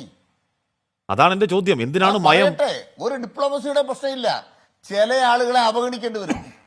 ഇയാൾ ഇതിനപ്പുറം ചെയ്യാനില്ല, ഈ ആളെ ഇതിനപ്പുറവും ചെയ്യാനില്ല, ഈ ആളുടെ സൗജന്യം ഞങ്ങൾക്ക് ആവശ്യമില്ല. അദ്ദേഹത്തിന്റെ പണി ചെയ്യട്ടെ. ഇതിനപ്പുറം കേരളത്തിലിട്ട് ഇദ്ദേഹം ഒരു പണിയും ചെയ്യാനില്ല. ഇതിന് കാരണം എന്താണ്? ഒരു ഗവർണർ ഭരണഘടനാപരമായി ചെയ്യേണ്ട മിനിമം കാര്യം ചെയ്തില്ല, അദ്ദേഹത്തിന്റെ പണി പോവും. അതുകൊണ്ട് മര്യാദയ്ക്ക് വന്ന് അവിടെ നിയമസഭയിൽ ഹാജരായി വായിച്ചു എന്ന് വരുത്തിട്ട് അദ്ദേഹത്തിന്റെ പണിക്ക് പോയി പൊക്കോട്ടെ. ബില്ലിൽ ഒപ്പിടണം. ഒപ്പിട്ടില്ല കോടതി പോകും. കോടതിയിൽ കാര്യം നടക്കണം, വ്യവഹാരം നടക്കണം. അത്രേ ഉള്ള കാര്യം. അതുകൊണ്ട് ഇതിനപ്പുറം ഈ ഗവർണർ ചെയ്യാനില്ല. സുരേഷ്, ഇപ്പോൾ ഇവിടെ മുഖ്യ തെരഞ്ഞെടുപ്പ് കമ്മീഷനെ നിയമിക്കാനുള്ള അല്ലെങ്കിൽ സുപ്രീം കോടതി ചീഫ് ജസ്റ്റിസ് ആ കമ്മിറ്റിയിൽ അംഗമായി വേണമെന്ന് കോടതി പറയുന്നു. കേന്ദ്ര സർക്കാരിന് അങ്ങനെ അംഗമായി വേണ്ട. കോടതിയെ ബൈപ്പാസ് ചെയ്യാൻ കേന്ദ്ര സർക്കാർ ഒരു നിയമം പാസ്സാക്കുന്നു. ആ നിയമത്തിൽ രാഷ്ട്രപതി ഒപ്പിടുന്നു, നിയമമാകുന്നു. വീണ്ടും കോടതിയിലേക്ക് പോകുമ്പോൾ കോടതി അതിൽ ഇടപെടാൻ മടിക്കുകയാണ്. കാരണം എന്താണ്? അത് കേന്ദ്ര സർക്കാരിന്റെ നിയമമാണ്, അതിനൊരു സാങ്ക്ടിറ്റിയും പവിത്രതയും വിലയും ഉണ്ട് എന്ന ബോധ്യത്തിലാണല്ലോ. എന്ന് പറയും പോലെ ഇവിടെ സംസ്ഥാന നിയമസഭ പാസ്സാക്കുന്ന ബില്ലുകൾ ഒപ്പിട്ട് കൊടുക്കുക എന്നുള്ളത് ഗവർണറുടെ പ്രാഥമിക ഉത്തരവാദിത്തമാണ്. അതിലപ്പുറം ഒരു ഇല്ലാത്ത അധികാരത്തിന്റെ മൗഢ്യലോകത്ത് നിൽക്കേണ്ടതില്ല ഗവർണറെ എന്ന് കേരളത്തിലെ രാഷ്ട്രീയ പാർട്ടി എന്നുള്ള നിലയ്ക്ക് BJP കൂടി പറഞ്ഞു കൊടുക്കേണ്ടതല്ലേ ശ്രീമാൻ ആരിഫ് മുഹമ്മദ് ഖാന്? ശ്രീ S. സുരേഷ്,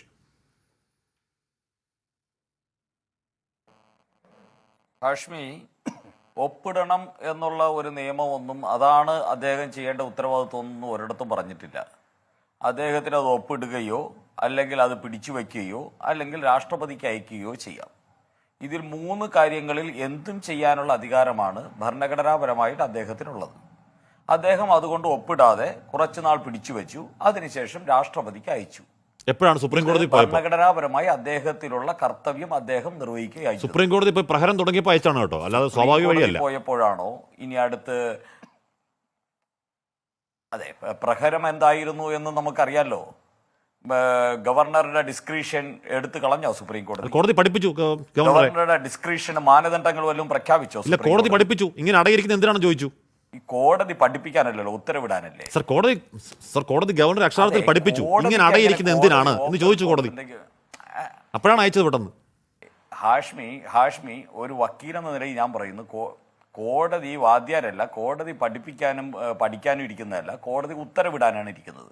കോടതിയുടെ ഉത്തരവ് എന്തെങ്കിലും ഉണ്ടോ എന്നാണ് എൻ്റെ ചോദ്യം. അതിനെന്തെങ്കിലും ഉണ്ടെങ്കിൽ താങ്കൾ പറയൂ. അതിൻ്റെ ഡിസ്ക്രിഷൻ ഇന്നതുപോലെ ആവണം, അല്ലെങ്കിൽ ഡിസ്ക്രിഷൻ ഇത്ര ആഴ്ചയാകാവൂ, ഇത്ര മാസമേ ആകാവൂ എന്ന് വല്ലതും പറഞ്ഞോ? ഇല്ലല്ലോ. അപ്പോൾ അതുകൊണ്ട് കോടതിക്കകത്ത് നടന്ന കോടതിയുടെ ജഡ്ജിമാരുടെ അഭിപ്രായങ്ങൾ അല്ല ഓർഡർ, ഉത്തരവ് എന്ന് പറയുന്നത് എന്താണ് എന്നുള്ളതാണ് വിഷയം. അതിൽ ഗവർണർക്കെതിരായിട്ട് ഒരു ഉത്തരവും വന്നിട്ടില്ല. അത് പഞ്ചാബിലാണെങ്കിലും കേരളത്തിലാണെങ്കിലും ഒരിടത്തും വന്നിട്ടില്ല എന്നുള്ളതാണ് വസ്തുത. ഇവിടെ ഞാൻ ശ്രീ അനിൽകുമാർ എന്നെ സാംസ്കാരിക ശൂന്യനായിട്ടൊക്കെ പ്രഖ്യാപിക്കും. എനിക്ക് തോന്നുന്നു സംസ്കാരം പഞ്ചാബ് കേസിലെ ഞാൻ നമ്മുടെ അവസാന സമയമാണ് ഞാൻ ഇടപെടാത്തതാണ്. പഞ്ചാബ് കേസിലെ വിധി വായിക്കാൻ പഞ്ചാബ് കേസിലെ വിധി വായിക്കാൻ ഗവർണറോട് സുപ്രീം കോടതി പറഞ്ഞു. നമ്മുടെ ചർച്ചയിൽ ഇങ്ങനെ സത്യസന്ധമല്ലാത്ത കാര്യം പറഞ്ഞാലോ? പഞ്ചാബ് കേസിലെ വിധി വായിക്കാൻ ഗവർണറോട് സുപ്രീം കോടതി പറഞ്ഞു. അത് വായിച്ചു തുടങ്ങിയപ്പോൾ തന്നെ രാഷ്ട്രപതിക്ക് അയക്കുകയും ചെയ്തു ഗവർണർ. എല്ലാം നിഷ്കളങ്കമല്ല കേട്ടോ. പിന്നെ അവസാന സമയമാണ് ഞാൻ ഇടപെടാതിരുന്നു എന്നേ ഉള്ളൂ. സുരേഷ് പറഞ്ഞതൊക്കെ ശരിയാണെന്നും കരുതി ആ ബോധ്യത്തിൽ പറഞ്ഞു പോകരുത്. ഹാഷ്മിയും കൂടെ തടസ്സപ്പെടുത്തരുത്. എന്റെ ഊഴമല്ലേ? പഞ്ചാബിന്റെ വിധി എന്താണ്? പഞ്ചാബിന്റെ ഞാൻ ഒരൊറ്റ പോയിന്റ് പറഞ്ഞിട്ടുള്ളൂ. ഡിസ്ക്രിപ്ഷൻ 3 ആഴ്ചയാണ്, 2 ആഴ്ചയാണ്, 1 മാസമാണെന്ന് എവിടെയെങ്കിലും എഴുതി വെച്ചിട്ടുണ്ടോ? പഞ്ചാബിന്റെ വിധി പറയുന്നുണ്ടോ ഡിസ്ക്രിപ്ഷൻ 3 ആഴ്ചത്തേക്കാണെന്ന്? വിധി പറയുന്നുണ്ട്. അല്ല, അതിൽ പറയുന്നുണ്ടോ? നിങ്ങൾ പറഞ്ഞോ? വായിച്ചു നോക്കാൻ പറഞ്ഞിട്ടുണ്ട്. എത്ര ആഴ്ച? ഇങ്ങനോട് വായിച്ചു എനിക്ക് സമയം തരണേ. നോക്കാൻ. അതെ, കോടതി ഇട്ട് കളിപ്പിക്കുന്നു. അല്ലല്ല ഹാഷ്മി, എന്റെ ഊഴം പറഞ്ഞു പൂർത്തിയാക്കും. നമ്മുടെ അവസാന മിനിറ്റുകളാണ് ഞാൻ ഇടപെടാതിരുന്നത്. പക്ഷേ ഞാൻ സാംസ്കാരിക ആവണമെങ്കിൽ സമ്പന്നനാവണമെങ്കിൽ കേരളത്തിലെ ഉന്നത വിദ്യാഭ്യാസ വകുപ്പ് മന്ത്രിയെ നികൃഷ്ടജീവി എന്ന് വിളിക്കണോ, അതോ പരനാറി എന്ന് വിളിക്കണോ? മാർക്സിസ്റ്റ് ഭാഷയിൽ ഞാൻ സാംസ്കാരിക സമ്പന്നനാവണമെങ്കിൽ കേരളത്തിലെ ഉന്നത വിദ്യാഭ്യാസ വകുപ്പ് മന്ത്രിയെ ഏത് ഭാഷയിലാണ് വിളിക്കേണ്ടത് എന്ന് അനിലൊന്ന് പറഞ്ഞു തന്നാൽ ഞാൻ ആ ഭാഷയിൽ വിളിക്കാം. എന്റെ മുഖ്യമന്ത്രി കാണിച്ച മാതൃകയാണോ ഞാൻ സ്വീകരിക്കേണ്ടത്? വേണ്ട, ഗവർണർ കാണിച്ച മാതൃക സ്വീകരിക്കാമോ?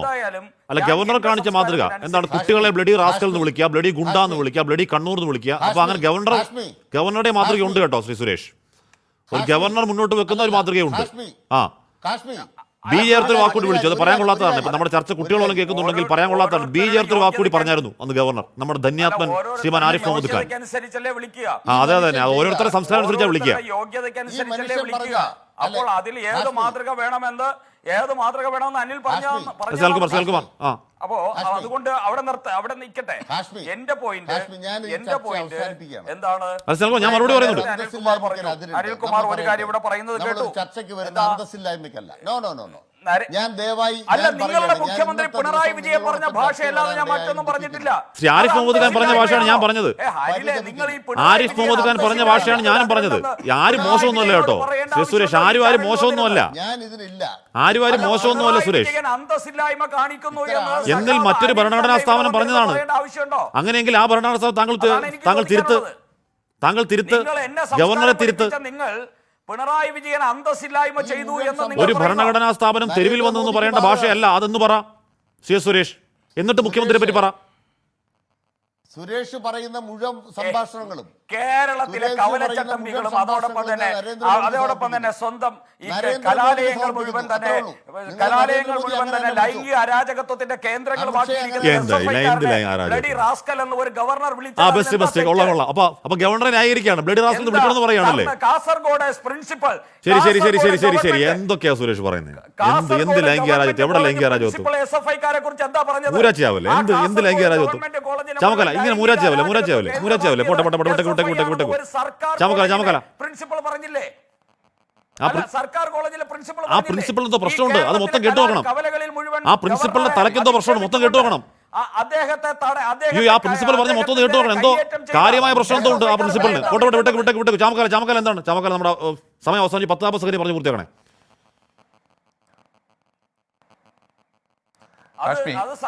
ഇവിടെ എന്താ പ്രശ്നം വെച്ചാൽ ഇവിടെ അനിൽകുമാർ പറയുന്നു. സുരേഷേ ഞാൻ സംസാരിക്കട്ടെ. ഇവിടെ ഹാഷ്മി, ഞാനിവിടെ അനിൽകുമാറിനോട് ചോദിക്കുന്നത്, ഞാൻ മുഖ്യമന്ത്രിയെ പ്രോസിക്യൂട്ട് ചെയ്യാൻ ഗവർണർ എനിക്ക് പെർമിഷൻ തരാത്തതിനെ ഉൾപ്പെടെ വിമർശിച്ചുകൊണ്ട് ഗവർണറെ ഞാൻ നിശ്ചിതമായി വിമർശിച്ചപ്പോഴും അദ്ദേഹം ഒരു ഘട്ടത്തിൽ പോലും ഞാൻ ഗവർണർക്ക് അനുകൂലമായി സംസാരിച്ചു എന്ന് വേറെ ആരും കേൾക്കുന്നവരാരും ചിന്തിക്കുമെന്ന് ഞാൻ കരുതുന്നില്ല.